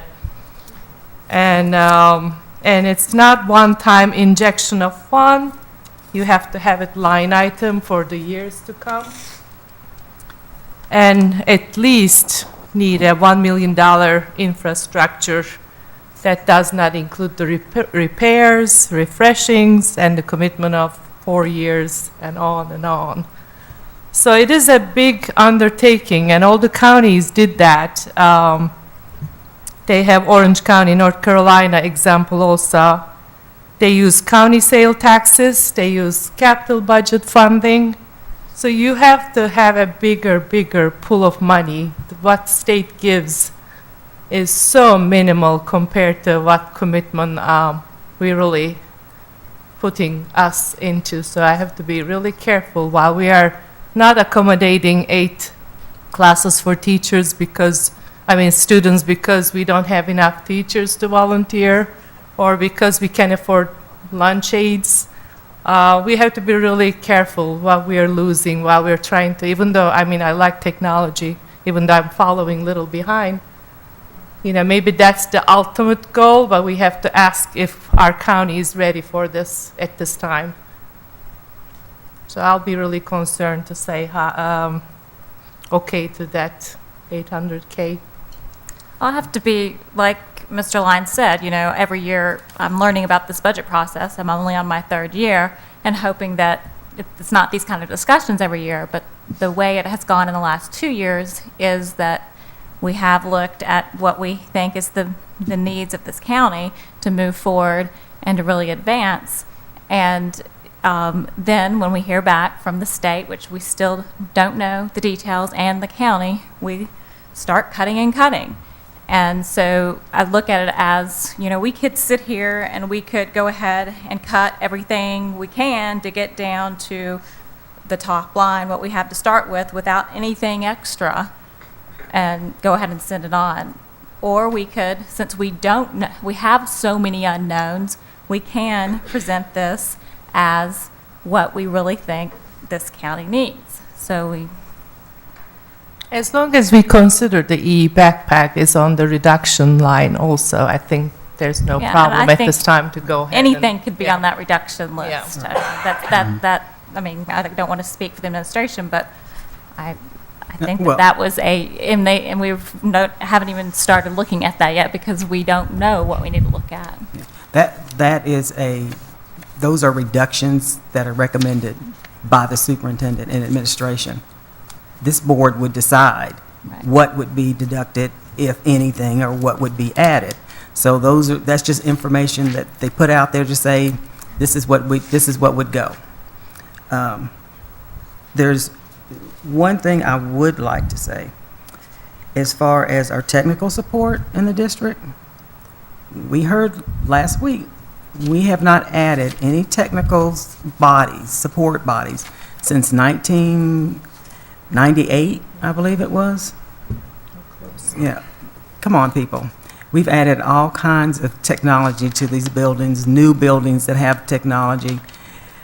We need to add something there, you know, so I don't know if the $63,000 that's there for the e-learning backpack, if that reflects the same thing, or if that's just the matching funds from that we would have to come up with. What is that for technical support? Would it still be the same amount? Okay, so I think we need to keep that there because it is needed in the district. Yeah, because I heard someone, I can't even remember, make a comment about our technology needed to be moving into the 21st century learning. Well, I think we're there. I mean, I have to say, we have a lot of new buildings and a lot of new technology, and I think we're doing excellent on that level, and we've put money into it. And one of my problems with sending this budget as a needs-based budget is I don't feel like we need it. That's the whole bottom line. I just don't feel like we need it. And with these comments being said, my daughter will be a freshman next year, so she would get one. So at Christiansburg. So my comments are completely from just what I feel like is needed. Okay, and to your comments, we have, with Mrs. Blackburn's pushing us to integrate 21st century technology into our buildings. But if we don't keep the support there for it, and if you hadn't added anybody since 1998, I'm talking about the e-back. okay. Well, both of those lines say that it's for the Virginia e-learning backpack. I know one of them is to restore, it says restore a position for e-back, for Virginia e-learning backpack program. Not really restoring it for that, we're restoring it from a previous cut. So that terminology would need to be changed there, in my opinion. If we need to restore a technology, we need to keep that line in the budget for that specific purpose, then we can keep that in there. But the one that is specifically for the new initiative and the initiative itself, that would be the part that I would want to move to reconsider. Well, you know, I think there's a couple of things, doing this now, this is my 10th or 11th time doing this. We always send something up and it gets cut, and we have to come back and spend a significant amount of time debating on what we all are going to agree on, and still we don't all agree on what needs to be cut. The e-backpack learning, as much as I support technology and as much as I think it is a good tool in the right setting, it's not the best tool all the time. It is a significant amount of money, and when I read emails from our teachers who say that they're going to have to take second jobs to be able to support their family. We heard a speaker this evening who said that they are taking home less money in their paycheck than they were before, two of them. Yeah. I do think that our priority should be focused on first and foremost is our people. We're a people business. I'm hoping, based on my experience, I do agree with Mr. Ivers. A lot of this discussion, unfortunately, is a bit premature because we don't know what we're getting. But we also have a responsibility to be realistic in what we present. So with that, I would at this point not support the $857,000 for the e-backpack. I do support restoring the one IT/RT position, and in my discussions with Ms. Blackburn, that was going to be brought forward to us regardless of the e-backpack learning. And I believe I have that correct. That was actually going to be a line that was going to be brought forth to us regardless of whether or not we were seeking that grant. But what we haven't discussed this evening is we look down through here and we talk about the number of unfunded mandates that have been handed down to the state. Mr. Lyons, I agree. We have a responsibility to the citizens here, but that responsibility starts at the state level and starts at the federal level first. Because what usually ends up happening is that the mess that they create in Washington and Richmond ends up being cleaned up around this dais. And I think sometimes the people in the audience don't recognize that what we're doing is cleaning up a mess that's created by a lot of other people because they don't have a focus on the right things and priorities at the state and federal level. The state has decided that they no longer want to fund retirement. So now the taxpayers in Montgomery County have to fund that retirement, and then you're looking at $1.2 million to do that. The health insurance increase, the affordable health care, the contribution rates to the health, the VRS, all of these things are not funded by the federal or state government. The Affordable Health Care Act of $1.1 million. And then we have the 2.8% salary increase. And we need to figure out what we're going to do with salaries because, again, we've had people who are taking home less today than they did last year working for the school division. And, that is unacceptable in my opinion. We could bring in a lot of technology and lay off a lot of teachers. And I think that sends the absolute wrong message. Congratulations to Morrisville, North Carolina. Half the school district, half the size, did it a little differently, but if you continue to do your research, you'll find out that there's many other initiatives that weren't quite as successful. There's a number of people that have been successful, but, congratulations to them. I say they are the exception and not the rule when it comes to implementing those kind of things. And I would not advocate technology over teachers. So, with that, I think we have some, I get a sense, somewhat of some consensus, not maybe unanimous consensus here, that there's some things we need to remove from the budget.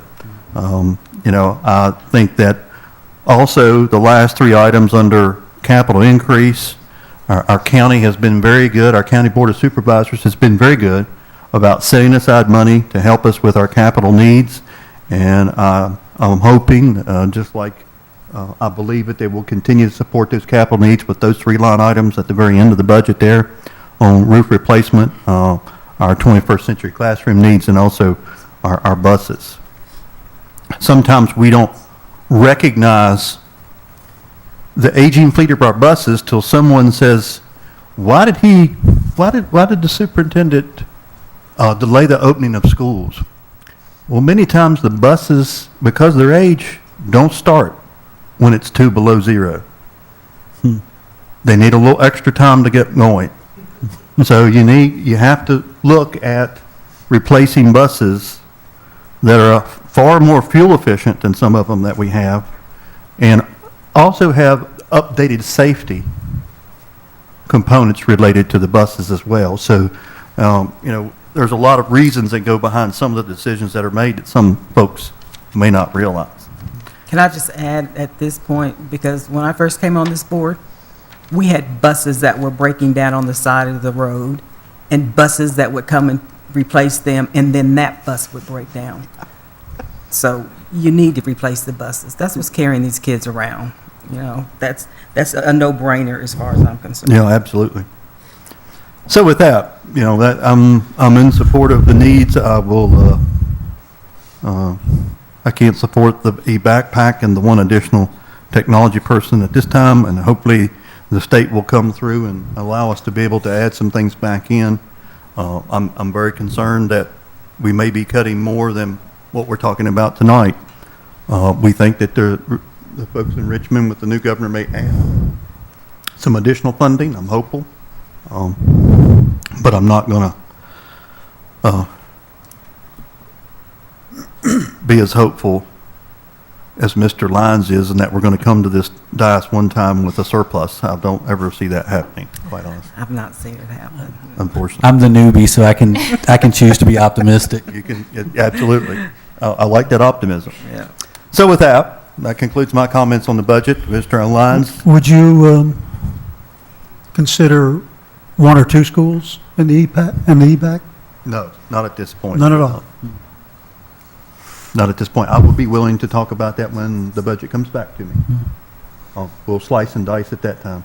And when the budget comes back, a process question, can we add things to this? You can, yeah, this is what we're saying our needs are. We're going to get, as you know, we're going to get the money back from the state. We're going to get the final numbers back from the Board of Supervisors and everybody, and we'll have much better numbers to work with. And if we can, we've added things back in previous budget years. We brought new things in. I'm still very concerned that we've got our fine arts supervisory position that was reduced to a half-time is still half-time. I'd like to see that full-time. I think that's very important. Okay, I would pick that, you know, over some of the other things that are here, because I think they do a great job with the resources they're given, but we spend a lot of resources in other areas, and they need resources as well. So, yes, we can add things back in.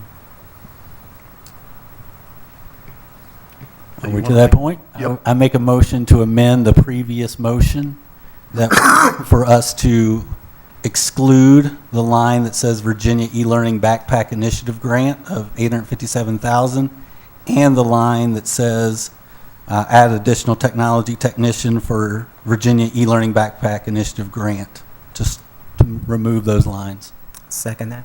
Okay, we have a second. Now we have discussion on that amendment, and we're focused right now just on that amendment. Okay. I agree. Can we also, though, strike the software that goes with that, or is that something else? That's something else. That's Okay, something gotcha, else. gotcha. So any discussion on that amendment? And we want to update the numbers for us? Have you? It's not live? Okay, I'm sorry. Would you just like me to tell you what the numbers will be? Yes, if you don't mind, with his amendment. With that amendment, it brings your total budget to $102 million. Can you pull that mic closer? I can't hear you.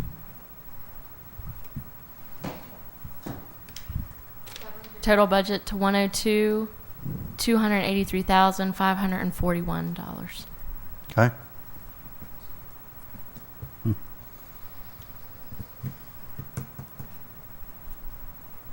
Any further discussion? Hearing none, and I'm going to do roll call on this since we're talking about budget. Ms. Craig, if you would, please. Just a moment. All righty.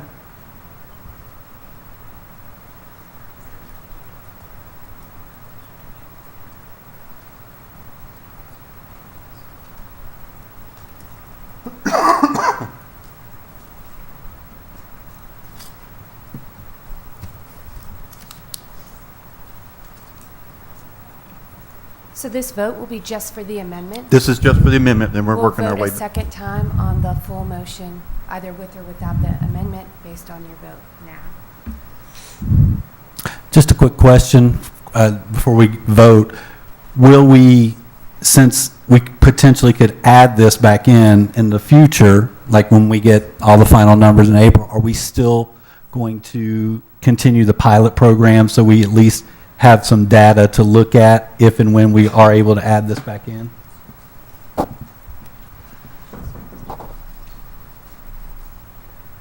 I think we would look for the board's direction on that. As far as I know, they have not been ordered yet. Let me double check with Harvey on that.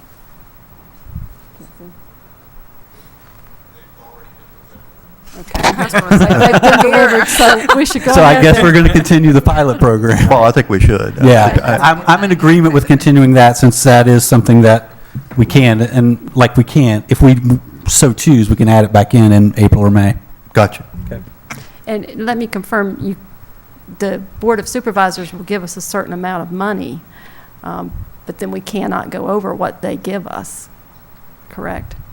Right. So adding it back in would be within the limits of Adding the it funding back that in we will be have. within the limits of what we've and been given. replacing something You're else. absolutely right. Okay. I think everybody fully understands that. Okay.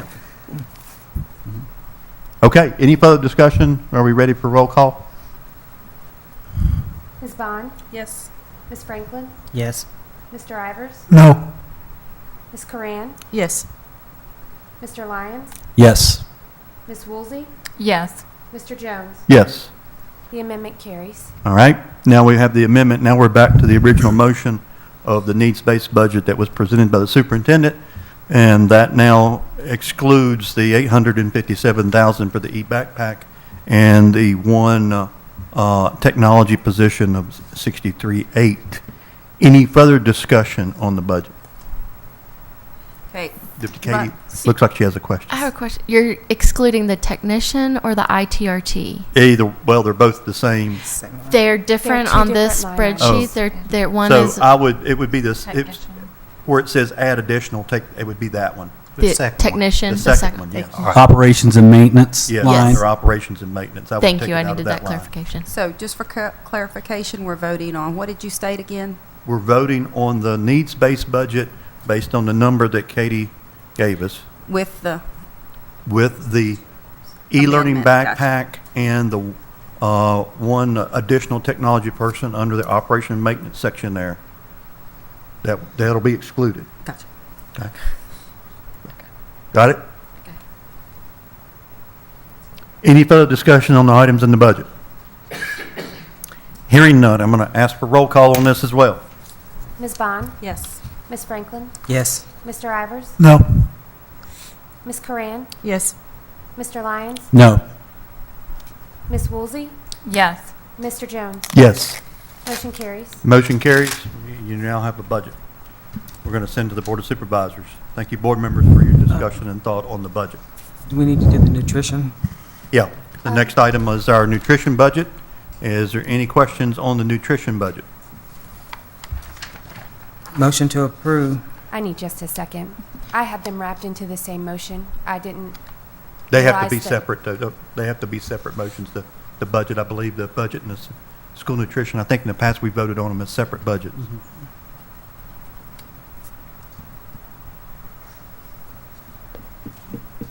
Can I ask a question about the Yeah, nutrition budget? absolutely. It was explained, I think, 2 weeks ago that there's an increase in the meal. Why do we do that? Why do we? Because There It's- is a, I'm sorry. Go ahead. There is a weighted average meal price that they have to have, and there are mandated increases. So at this point, the increase is really an estimate because the information that he needs for that doesn't come out. I believe he told me it was the end of April. Okay. So it's something we have to do, basically. Right, because it's a self-sustained budget. So that's the maximum amount, correct? It should be, yes, yes. Any further questions on the school nutrition budget? Hearing none, roll call on that, please. Need just another second. Certainly.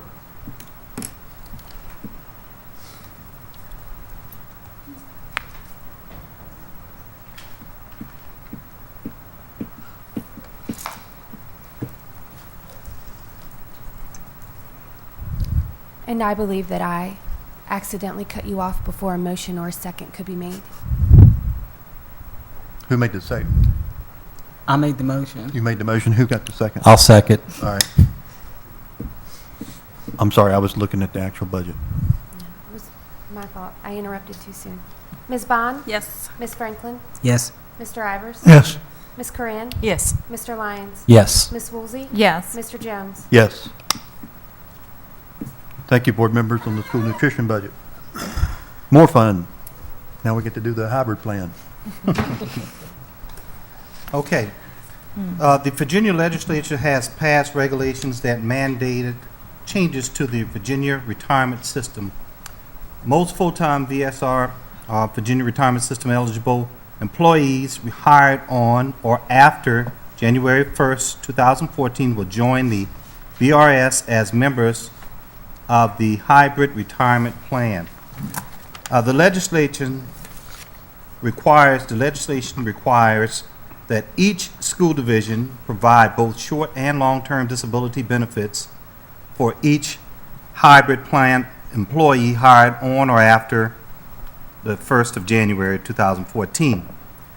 These new benefits create unique challenges in balancing benefits and leave policies between the current Plan 1 and 2 VRS employees and the new hybrid plan employees. At the December 3rd, 2013 and January 14, 2014 school board meetings, the administration presented information about the implications that the hybrid plan will have on current Montgomery County Public Schools policies and provided recommendations for consideration by the board. The recommendations were: 1, cap the amount of sick days that hybrid employees may accumulate at 90 days. 2, hybrid employees may transfer a maximum of 90 days sick leave or sick days into Montgomery County Public Schools. 3, provide an option for the hybrid employee to join the Montgomery County Public Schools Sick Leave Bank for the first year of employment only. 4, while out on disability, a hybrid employee will be paid at 100% of their gross pay, provided the employee has a positive sick leave balance. And 5, provide immediate long-term disability for hybrid employees. And we have attached the school board policies 5-7.4, staff fringe benefits, and 5-7.5, employee absences and leave. These policies are updated and reflect the amended changes and are provided for your review. Mr. McAlandra is available to answer questions you may have. Step to the podium, Mr. McAlandra. 90 days. If I'm an employee and I have that I'm coming into the district and I have 90 days, 85 days I want to bring with me, does it still cap at 90 days? It's not 90 plus 90, 90 plus a 90-day cap plus whatever I bring with me? It's straight 90-day cap. That is correct. The way that the policy is written is that if you're an employee outside and transferring in, right, if you had 80 days coming in, you would cap out at 90, and then you wouldn't receive any more days after 90. Okay, so it's a 90-day cap regardless of how many you bring. Regardless, you're yes, not sir. adding 90 more days to that. That is correct. Okay. Help me understand on the sick bank for the first year. I know that right now the employees that are hired before this January 1st deadline that's passed, they don't have, they're able to be in the sick bank because they're donating days to the sick bank. That's correct. Okay, but what we're doing, why are we telling employees that they only are going to get it for a year? What's the financial implication to the district if we allow them to go beyond a year? Sure.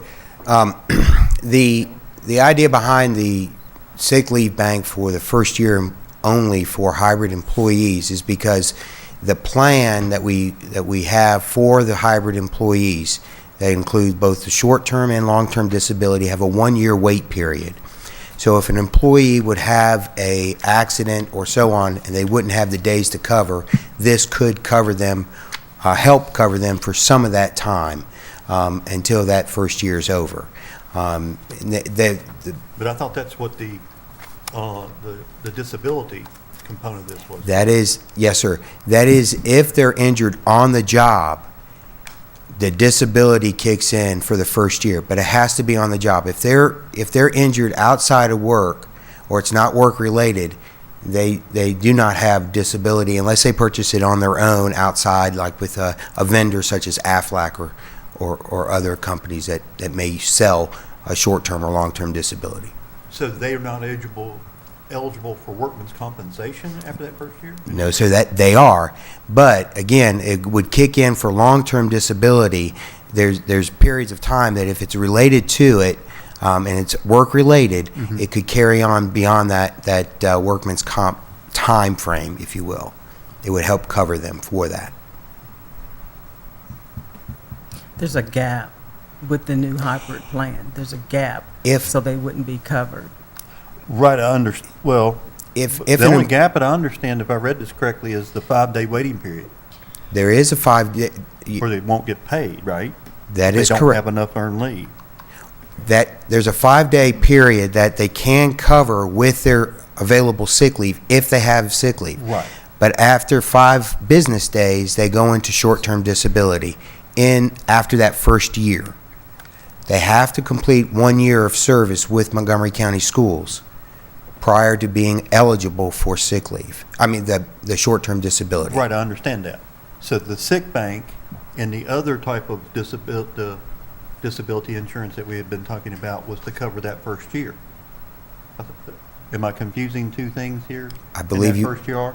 I believe you are. Yes, sir. Okay. Then I'll be quiet. No, no, sir. It's very confusing because there's a lot of different moving parts in this. You're absolutely correct, but what the board had directed us to do is to make sure that there wasn't a time that employees had no coverage. Right. And that's what the long-term and short-term disability, the sick bank will do. Allowing individuals to cover them that first year with the sick bank helps bridge that 1 year gap. Doesn't guarantee them that they'll get all 30 days that would be available to them through the sick bank, but if they had a tragedy or something occur in the first year. The long-term disability helps cover them if they're injured on the job and they have to retire through disability. Okay. They're no longer eligible to work for us, even though their workman's comp may take care of their injury. They may not still be able to teach. Right. So this disability policy would help them through that. But the sick bank is voluntary, and you contribute to the days to the sick bank, right? I mean, yes, sir. It's a voluntary thing. So I mean, I guess I don't understand why we're saying after the first year they're no longer able to participate, since it's a voluntary thing and since they're donating their days. Why does it? Yes, sir. There's a big gap between the hybrid employees and the current employees in the way they're going to be when they're out on our short-term disability. They're going to be reimbursed. You're purchasing with the hybrid plan, of course, one of those unfunded mandates, a short-term disability for these folks. Okay. So it's covering them. They will never go without pay after the first, let me say never. It's hard for them to go without pay after the first year because they'll always get a minimum of at least 60% of their pay. 60% of their pay. Yes, sir. And this has been brought to us for just information at this time and not action, That's correct? correct, yes. Okay. Yes, sir. So we keep getting this as information. When do we act on it? Yes, ma'am. Again, we wanted direction in order to formulate the policy. So that's why we brought it to you before, so that we could be precise in what we brought to you in the policy. And we have vetted this with our lawyer, Mr. King, and his firm. So Mr. King has reviewed this and your thumbs up on it? Yes, sir. Okay. And I would just suggest this is actually first reading of Right. the policy. Okay. Whereas before it was informational, so yes. Okay. And we can waive the first reading. So, And yeah. we can change this to Need a motion to do that. Right, we can waive this as a first reading and move it to action. Sure. I move that we move it to action. Okay. Second. So there's a motion on the table to waive the first reading, move this to action. Second. Any discussion on that? All those in favor signify by stating aye. Aye. Okay, this is now in action. Thank you, Ms. Franklin. You're welcome. So, any further discussion on the policies as presented by Mr. McAlandra? Has there been a motion? No, that's what I was getting ready to. Okay. I need to I make catch a up. motion, we approve the, I need to catch up. Okay. Thank you. I do just point of clarification. So I'm glad we actually are moving this to action, since I would assume that this policy would have gone into effect a month ago. It's probably already started to affect people, correct? Technically, yes, but we haven't hired anybody under the hybrid plan Okay. yet. So this is a good thing. So Yes, this sir. is a good thing that we're doing it, so we have the ability to hire people now. Yes, sir. Okay. I make a motion that we accept policy 5-7.5. Is that the only one? No, it's 5-7.4 and 5-7-5, as you said. Two policies. As presented. I'll second. Okay, any further discussion? And I hate to do this to you, but since this is policy, I'm going to ask for roll call on it. It's okay. Budget policy, I like roll call. Ms. Bond? Yes. I didn't hear you. Yes. Thank you. Ms. Franklin? Yes. Mr. Ivers? Yes. Ms. Coran? Yes. Mr. Lyons? Yes. Ms. Woolsey? Yes. Mr. Jones? Yes. Motion carries. That wasn't too bad. All right, the last item is the calendar of activities, Mr. Chair. The activities calendar and the fine arts calendar for February are attached for your review. Thank you, Dr. Staton. The next item on our agenda is unfinished business. Board members, do we have any unfinished business you'd like to bring before this board at this time? Yes. I want to talk about the Blacksburg High School schedule that we are getting lots of emails about and public comment. We asked some questions a couple of weeks ago about policy questions concerning not required to take a lunch. And then also we're getting information about volunteer teachers and that we're possibly violating some guidelines with that. So I'd like to hear more about what really violations we're violating. And I would like to recommend that this become an item on our agenda coming up. And I'd love to have a motion that this 7-period proposal be taken off the table and some alternatives be discussed. I definitely don't want to get into micromanaging what it should be, but I'd like to suggest that it shouldn't be a 7-period schedule.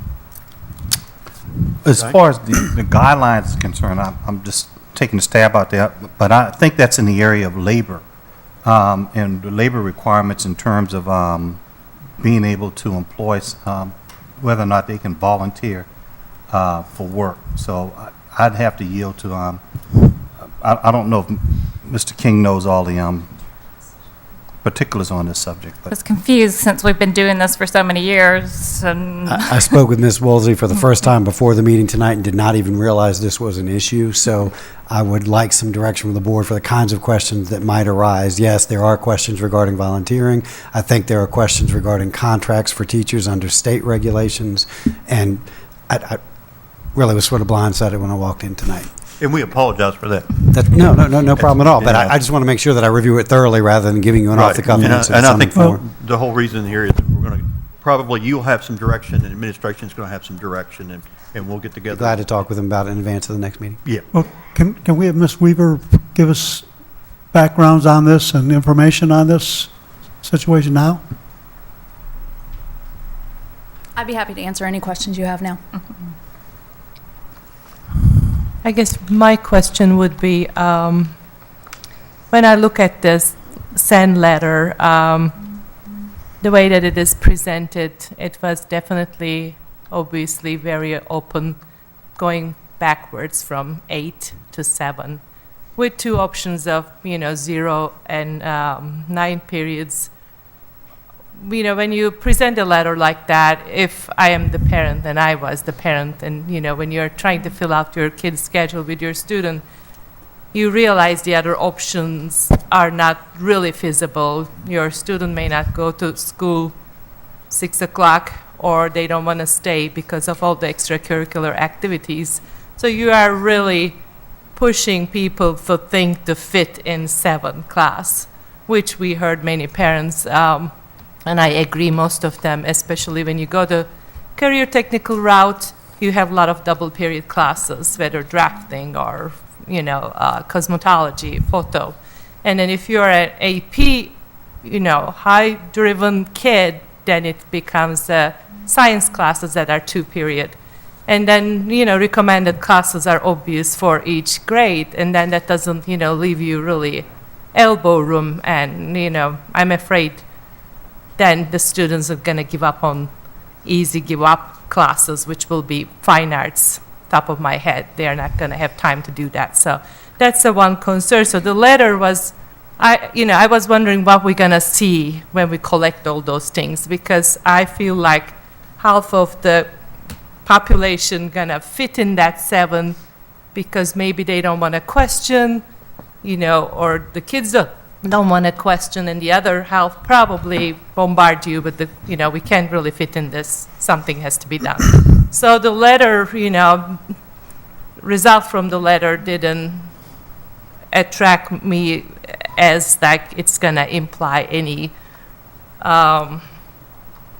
anything for us to be able to decide what we're going to do from now on. And obviously nobody wants to go backwards, what I hear from the parents. So I would, just to reflect on that and thinking that why we backed up because of the volunteer teacher and seems like teacher requirement. I guess my main question would be why we didn't ask hiring more teachers and didn't have that on the budget. That we don't even have to worry about going backwards at all. I think at this time, the superintendent doesn't feel that it's necessary to add additional staff to Blacksburg High School. If there are options available for schedules to accommodate or 8 course requests within the current scheduling, if they chose those options. I think Blacksburg High School is doing the best they could to try and accommodate student requests, but also live within the guidelines that we have. But there are certainly 8 period schedules that are available within the current budget requests that we have. So I think the superintendent felt that it wasn't appropriate to make a recommendation to ask for additional funds when we could support it with the funds that are currently in place. So you're saying, May I ask a couple questions? Sure. First off, I don't think we want ownership of this. Oh, no. So for us to make a motion, I think would mean ownership, and I don't want that. I think the ownership should go to the school. And it's my understanding that what we're reading now is not final. And I'm also understanding that you're going to have a meeting Friday with principals, and possibly there's going to be more information and probably less discomfort coming out of that meeting? Correct. Every year, as part of the scheduling process, we review lots of options. And it's not unusual for schools year to year to change schedules. BHS has changed their schedule a variety of times since I think the first time they started really having to make adjustments was back in '99 due to some building constraints. So every year we adjust schedules, and that's directly based on the student requests that we get and accommodating the needs of the community. And you're right, the community's been quite clear that having 8 course requests is essential to them. And so the administration is open, and our office will support them in choosing looking at other scheduling options and seeing if we can find a better fit within the current budget constraints that we have. Good. That's good. You're getting the same emails we're getting, I'm Yeah, sure. absolutely. So you've got to respond to those, which means you can't put forward what you already have, because I don't think it's acceptable to a lot of folks. That's certainly Thank you fair. very much.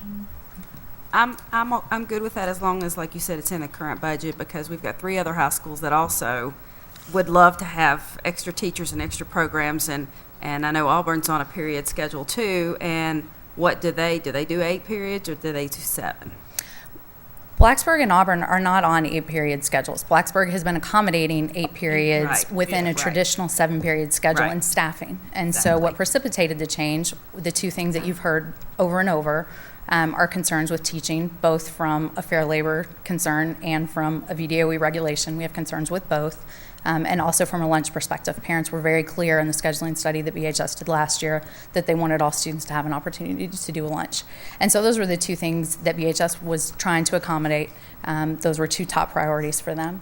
And so those are both things going forward. And so AHS will be at the table as well. We're all going to meet together and do our best to, we'll see if we can come up with something that might be a little bit more common and accommodate everyone's needs, be more of a Well, compromise. And just a comment too, one of the things I've heard leaving the meeting from people that are at Blacksburg High School talking about the teachers are just wore out. So if they're wore out, what is that? How are they volunteering? I mean, or taking on, even if they're getting paid an extra period. I mean, to me, I kind of want to say, wait a minute here. I'm hearing two things. I'm hearing parents say, oh, it's okay, they don't mind. But I'm hearing teachers say, we're wore out, we can't do anymore. It's just, we've got all we can do. So the administration was responding to very real concerns, both in terms of the faculty and the students. I think there's some more being said there than what we're hearing. I think the letter that was sent out was not clear, saying that this was a proposed schedule, and there's some misinformation going on that said that the school board mandated the schedule. That was never done. We never had a vote on this, and there's a clear distinction between Auburn High School and Blacksburg High School. Blacksburg High School is a comprehensive high school, which the definition, I believe, means you're supposed to provide a variety of CTE classes and AP. And I'd really like to understand more with this proposed schedule, how we could have possibly done that. Because this is that we've heard from mainly parents and students that go on a very advanced track. But this proposed schedule would very much hurt students that are going on what I think you call a CTE track. From what I'm learning about, those classes have to have 2 periods. So it would not hurt. It would hurt a large number of people. The schedule that was proposed absolutely did provide for all students to have an opportunity to take all classes that they needed to have. Auburn High School is on a 7-period schedule. They don't have an opportunity for students to take 8. They have a very flourishing fine arts and band and CTE programs. Ms. Karan asked us to look into the top 10 schools in Virginia and what types of schedules they were following. And if you notice in the board update, the vast majority of them were on alternating AB schedules, which do only offer 7 credits. And those are the top performing schools. So it is not accurate to say that students can't have an opportunity to take every class they need or to say that they can't compete in college. But that doesn't mean that we aren't going to do everything we can to accommodate parents and the community's preference to have 8 courses. That is something that we will absolutely do our best to accommodate, but it is not necessary to be competitive to get into college so the administration was certainly still providing those opportunities for students.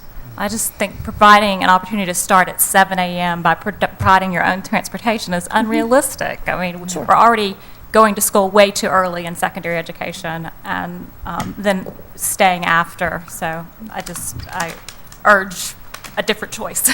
Absolutely. We'll consider every option on the table. And I've heard 2 different things tonight.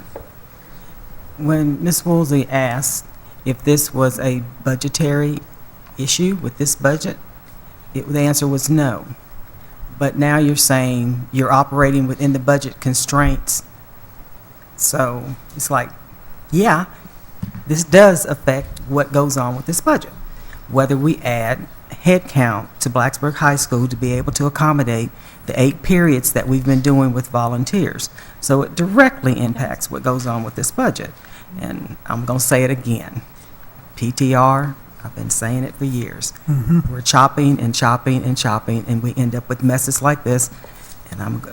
And if we can move on for this one, I'm going to go to the PE and the Blacksburg and the middle school schedules, because again, last year, we were in the same predicament and we were told, oh no, everything's going to be just fine, everything's going to fit. And then the next thing we hear, once those schedules went into place, PE got cut drastically across the board. You are absolutely correct. Yeah. You are absolutely correct. This takes, if it's going to go the way it's been going, it takes 3 teachers. I'm talking about months ago, the way it was going. It takes 3 teachers. And I'm looking at this as one big dam, and all of a sudden these little holes are beginning to pop up. And we're trying to plug those holes rather than take care of the problem. It's currently 26 sections, so that'd be 5 teachers and 1 additional section to cover what they currently have. Well, last week we just heard. And I think we need to be careful because these budget constraints are really beginning, over the last 5 years, are really beginning to show, and this is part of it. And just a point of clarification, what I understood Ms. Woolsey's question to be was, could we choose an 8-period schedule within the current budget? And that's what I was answering. Yes, we could choose an 8-period schedule within the current budget. But that 8-period schedule, would it be the optional 8th period? Or No, that would be an it 8 would be an period 8 for all period students. for all students? And Within so we don't have to worry about school period transportation. hours. Sorry. I'm sorry. We don't have to worry about the transportation component because, Correct. again. That'd be a as traditional Ms. school day. You know, the letter that was sent home, I've got one, and, you know, it was pretty direct. It led me to believe that this was a done deal. And that if my child wanted to take an 8th period, that they were going to have to show up early, and I was going to have to provide that transportation, or they were going to have to stay late, and I was going to have to figure out how to pick them up. Okay, so it sounds like to me, what I'm hearing now is that we're going to back, based on the requests that come forward, we may back away from that. We would never choose a schedule that didn't accommodate our student needs. That's a conversation that would happen every year. And Okay. so we absolutely will be meeting the needs of our So students. there's lessons learned for next year and how we do Absolutely.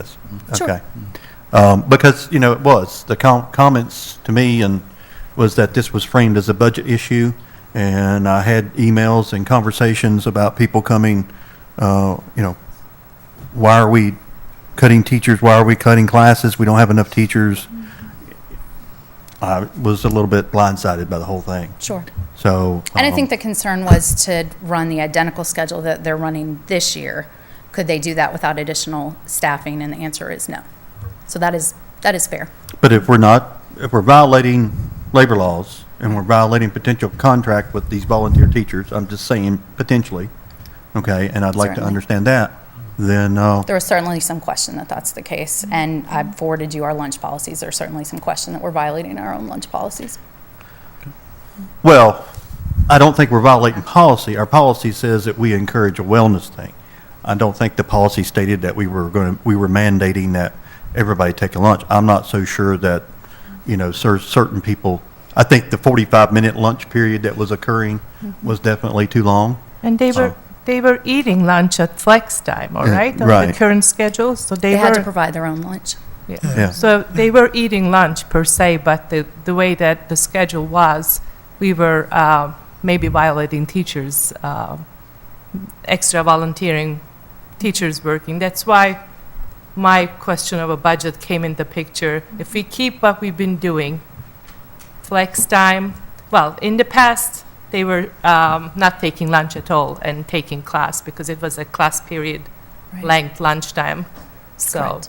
well, we changed that and we provide 15 minutes fast lunch or flex time and That's then the fine. regular lunch time and then all the other classes. So of course, a lot of people prefer that. It's kind of half and half, I understand. So that created a lot of pressure on teachers because they have to cover the big group of people that Correct. does in the 15 minutes and go to class. Correct. And just as a point of clarification, you all saw, we've told you a few different times, this is an unusual year. Yeah. That's what forced So the if we hand at keep this this point. unusual thing, Right. then we may need some teacher hiring. Am I right? Only if we maintain the schedule that It they're was currently. this year. Yeah. Okay, that's what I wanted to. So, you know, and I agree with Mr. Albers, this is not ours. We don't. Oh, no, yeah. It's not our I job. mean, so, It's your, you all are capable of doing this, We'll but we've address heard from the community that they would like to see something else, and I would encourage the administration to bring some additional information back to this board to help us understand why we're headed in this direction, how we can do an 8-period, if it's possible, do an 8-period. If it's not possible, do an 8-period, what does it take? What are the requirements? But I think we need to, now it's kind of been brought forth to us. Sure. Let's work together to get this solved, and certainly Absolutely. want to make sure that we accommodate all the students. So can we have an agenda item where That's that what is I'm presented saying, to yeah. us? Yeah. We'll add this as the next agenda item at the next meeting and have some additional discussion. Sure. Yeah, and I think what you're saying is we need to answer these people who are emailing us, and I don't know how to answer them, and that's what you're going to give us, I would hope. I believe Dr. Graham gave you Yeah. a list of talking points Okay. to address concerns. Okay. And also, I think you've been copied on the emails, the response that we've And been that's giving what to we need to parents. continue to keep going. As Thank soon you very as much. we'll address them. Any other items of unfinished business by school board members? Yeah, I have two. Just so, I don't think I'm alone in this, but the night before that article came out on the Margaret Beek situation, that's when I found out about it. And I think we all found out also, so we were all blindsided. This was one of the most horrendous things that I ever saw, and there's nothing we could do about it because we heard about it the night before. I heard about it the night. Yeah. Night of. Yeah. Yes. Yeah. And that was first thing. The second thing is, I'm really, really upset and concerned with the fact that there was a group of police officers with guns out in front of Falling Branch when the school was being dismissed. And I want to know why they didn't contact the school so that something could have been done about that, because when you pull your gun out, that means one thing. More than likely, you're going to shoot it. And when you've got kids, cars, families, and all that stuff around, that can't happen. That just can't happen, and I find it absolutely ridiculous that did. Dr. Graham, if you would come before the podium and explain the sequence of events that occurred this afternoon, I think it would be helpful.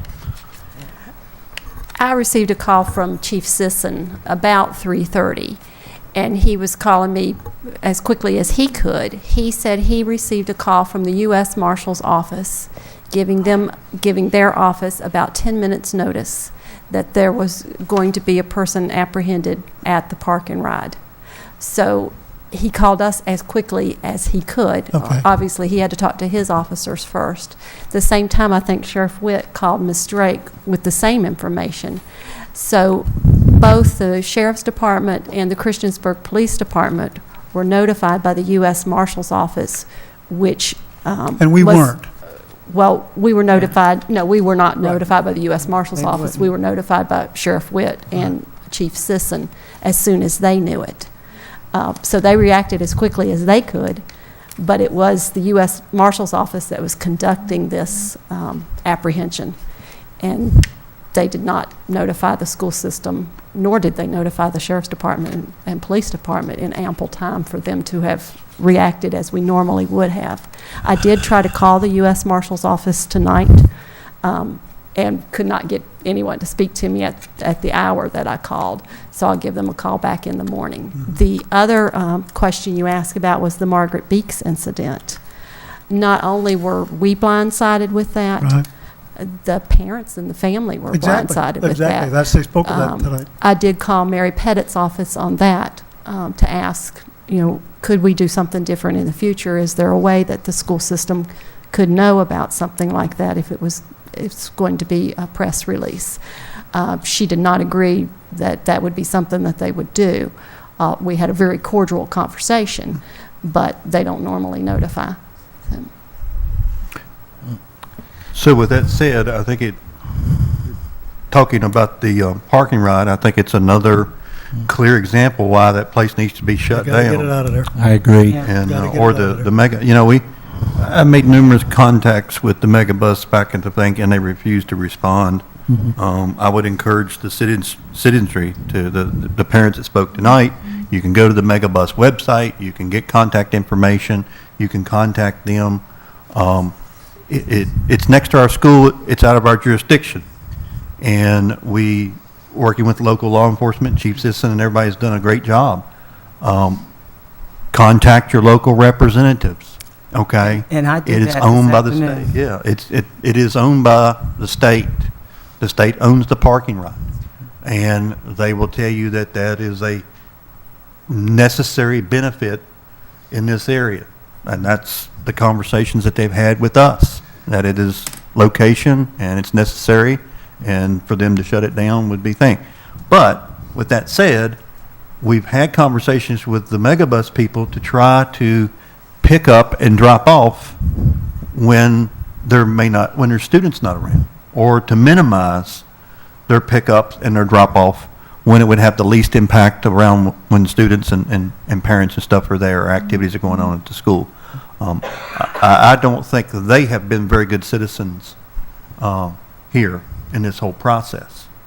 I do know they sent a representative out, I think more as a courtesy to appease us more than anything else. They see it, it's a business to them.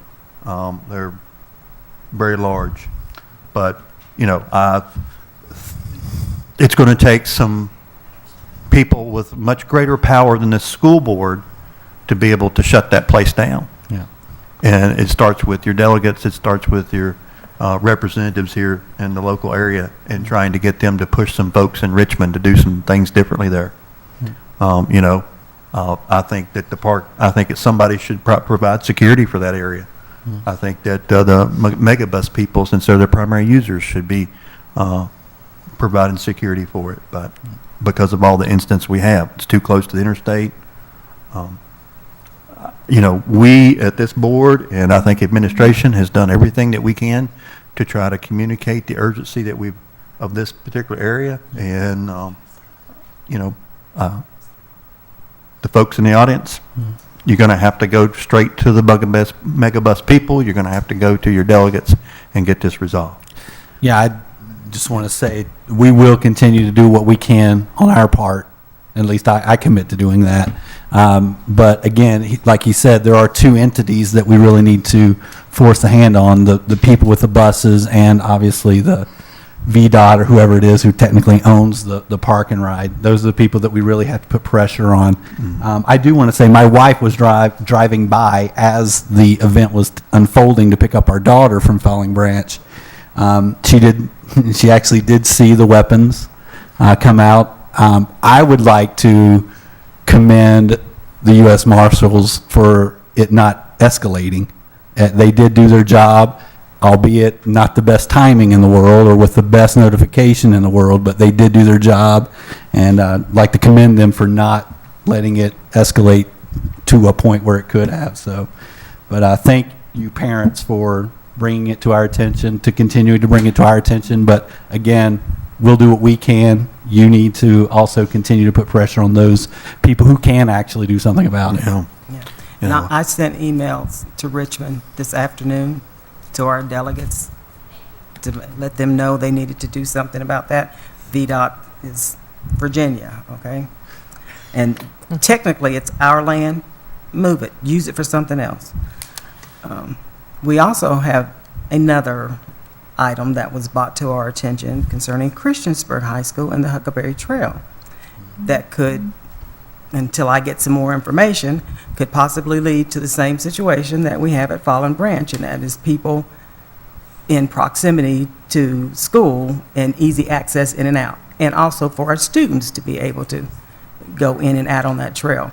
And I don't understand why we haven't discussed that, or why we haven't been, the awareness of that issue has not been brought to our attention, and the way I believe it should have. Can I interrupt real quick? Sure. Please. Mr. Baronato, has the town of Christiansburg sent anything to the division office regarding the Huckleberry Trail and Christiansburg High School?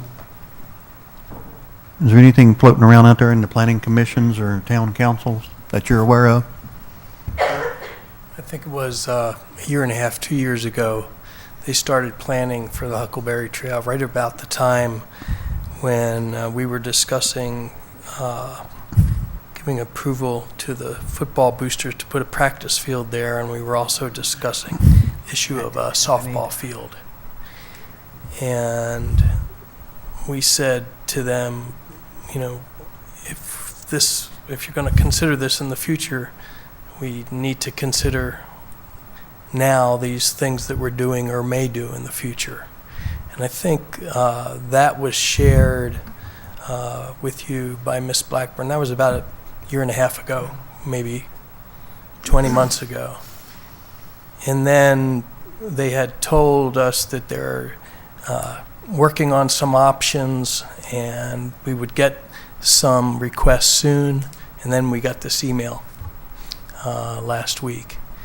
So I talked to the town engineer, and he and the town manager came over last week and said, here are the 3 different options that they're looking at.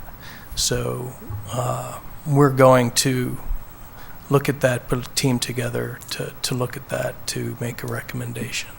I'll make a recommendation back to this board? Yes, of As far course. as an easement, and also to approve it from a security standpoint? Because I have some real concerns about it being next to the school property. I'll say that up front. So somebody might want to communicate back to them that whatever they do as far as laying out the Huckleberry Trail, there should be a significant distance between that trail and the school property.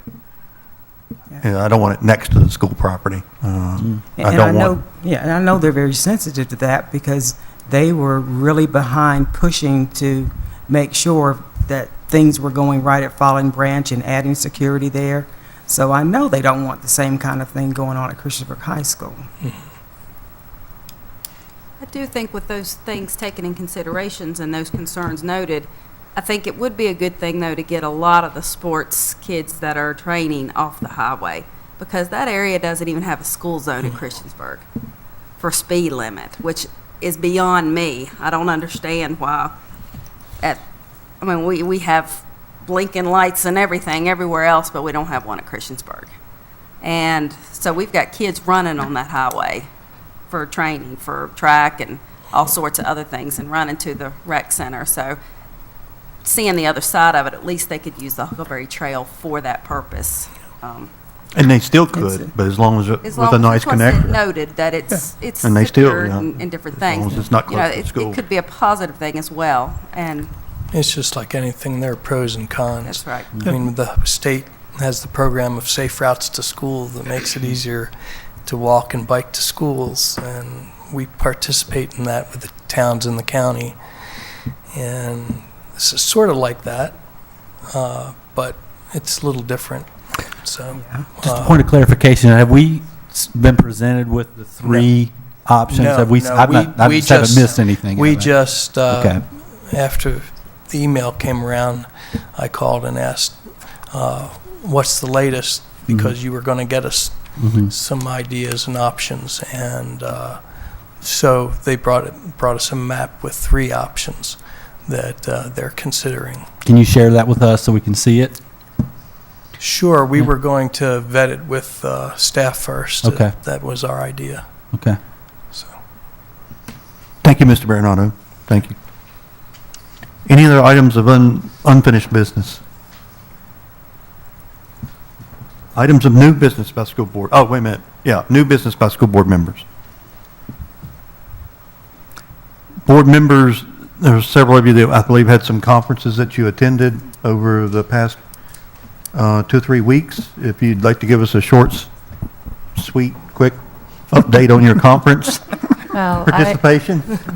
I attended the part with the new board member orientation, attended school law session, roles and responsibilities, budget and finance 101, and had to leave a little early due to the coming weather and coming back on time to public hearing here. So I missed 2 sessions, and I think one of it, Mr. Lyons had to be able to attend. And then also I attended a part of the Capitol Conference, heard the Secretary of Education Ann Holton speak, and heard about ever-changing political scene in Virginia. That was interesting, and heard all the legislative issues that are up there at the General Assembly level. So it was pretty informative. I really learned a lot. Yes, I went to the Capitol Conference with the legislatures, and that was my first time going to that. I learned a lot with the new bills coming out, and I was glad to go with Ms. Franklin to meet with the legislators, and she informed me how that was very rare that we were actually able to see people and not just talk to their staff, so that was exciting to talk about Montgomery County, and we got some good vibes and not so good vibes. Yeah. And I attended the same things that Sarah and Goonan did, and a little more in the morning with sessions on how we as school boards look at schools that are challenged in our areas. Our district, we don't have that, but there are other areas in the state that do. And with the state legislators with OEI wanting to come in and take over schools. We have to figure out how we stop that, but at the same time, hold ourselves accountable is what we're doing to make sure we're helping those schools perform at the level they need to. And like Ms. Woolsey said, it was very unusual that we got to see and speak with just about every one of our legislators.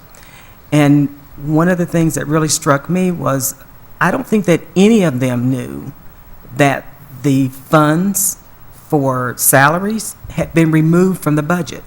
They did not know that. And they were, searching to see, is that true? So I thought that was very interesting that they didn't know that that money had been taken back. I'll just say the one session I was able to attend that no one else was because I decided to come back late had to do with public relations. And one of the interesting things that I picked up from that was that it is just as important to have good public relations when things are going well as it is when we're in crisis mode. And I thought that was very eye-opening to make sure that we're very proactive in our PR. And I just as a point of reiteration that we do a good job with that in the future, I think is wise. So when we do have things that happen like the Margaret Beek situation or what happened this afternoon, we already have a good relationship with all of those people who are going to be reporting about those things. Well, thank you all for your report. It was very, very positive and very beneficial visits. Announcements and information. I have one announcement to make. Jessie Pace Berkeley, she's an art teacher at BHS. She has an incredible art exhibit at Virginia Tech Holtzman Alumni Center. It started last Thursday with an opening January 30th, and it's going to be on till end of May. So it is just behind the Virginia Tech Inn. So I will highly recommend. It's a wonderful, wonderful exhibit. She has beautiful paintings, so. Thank you. The Black History Quiz Bowl is the 22nd. I think that's the last Saturday at 2 o'clock, last Saturday in February at 2 o'clock at Christiansburg High School. Any other announcements or information?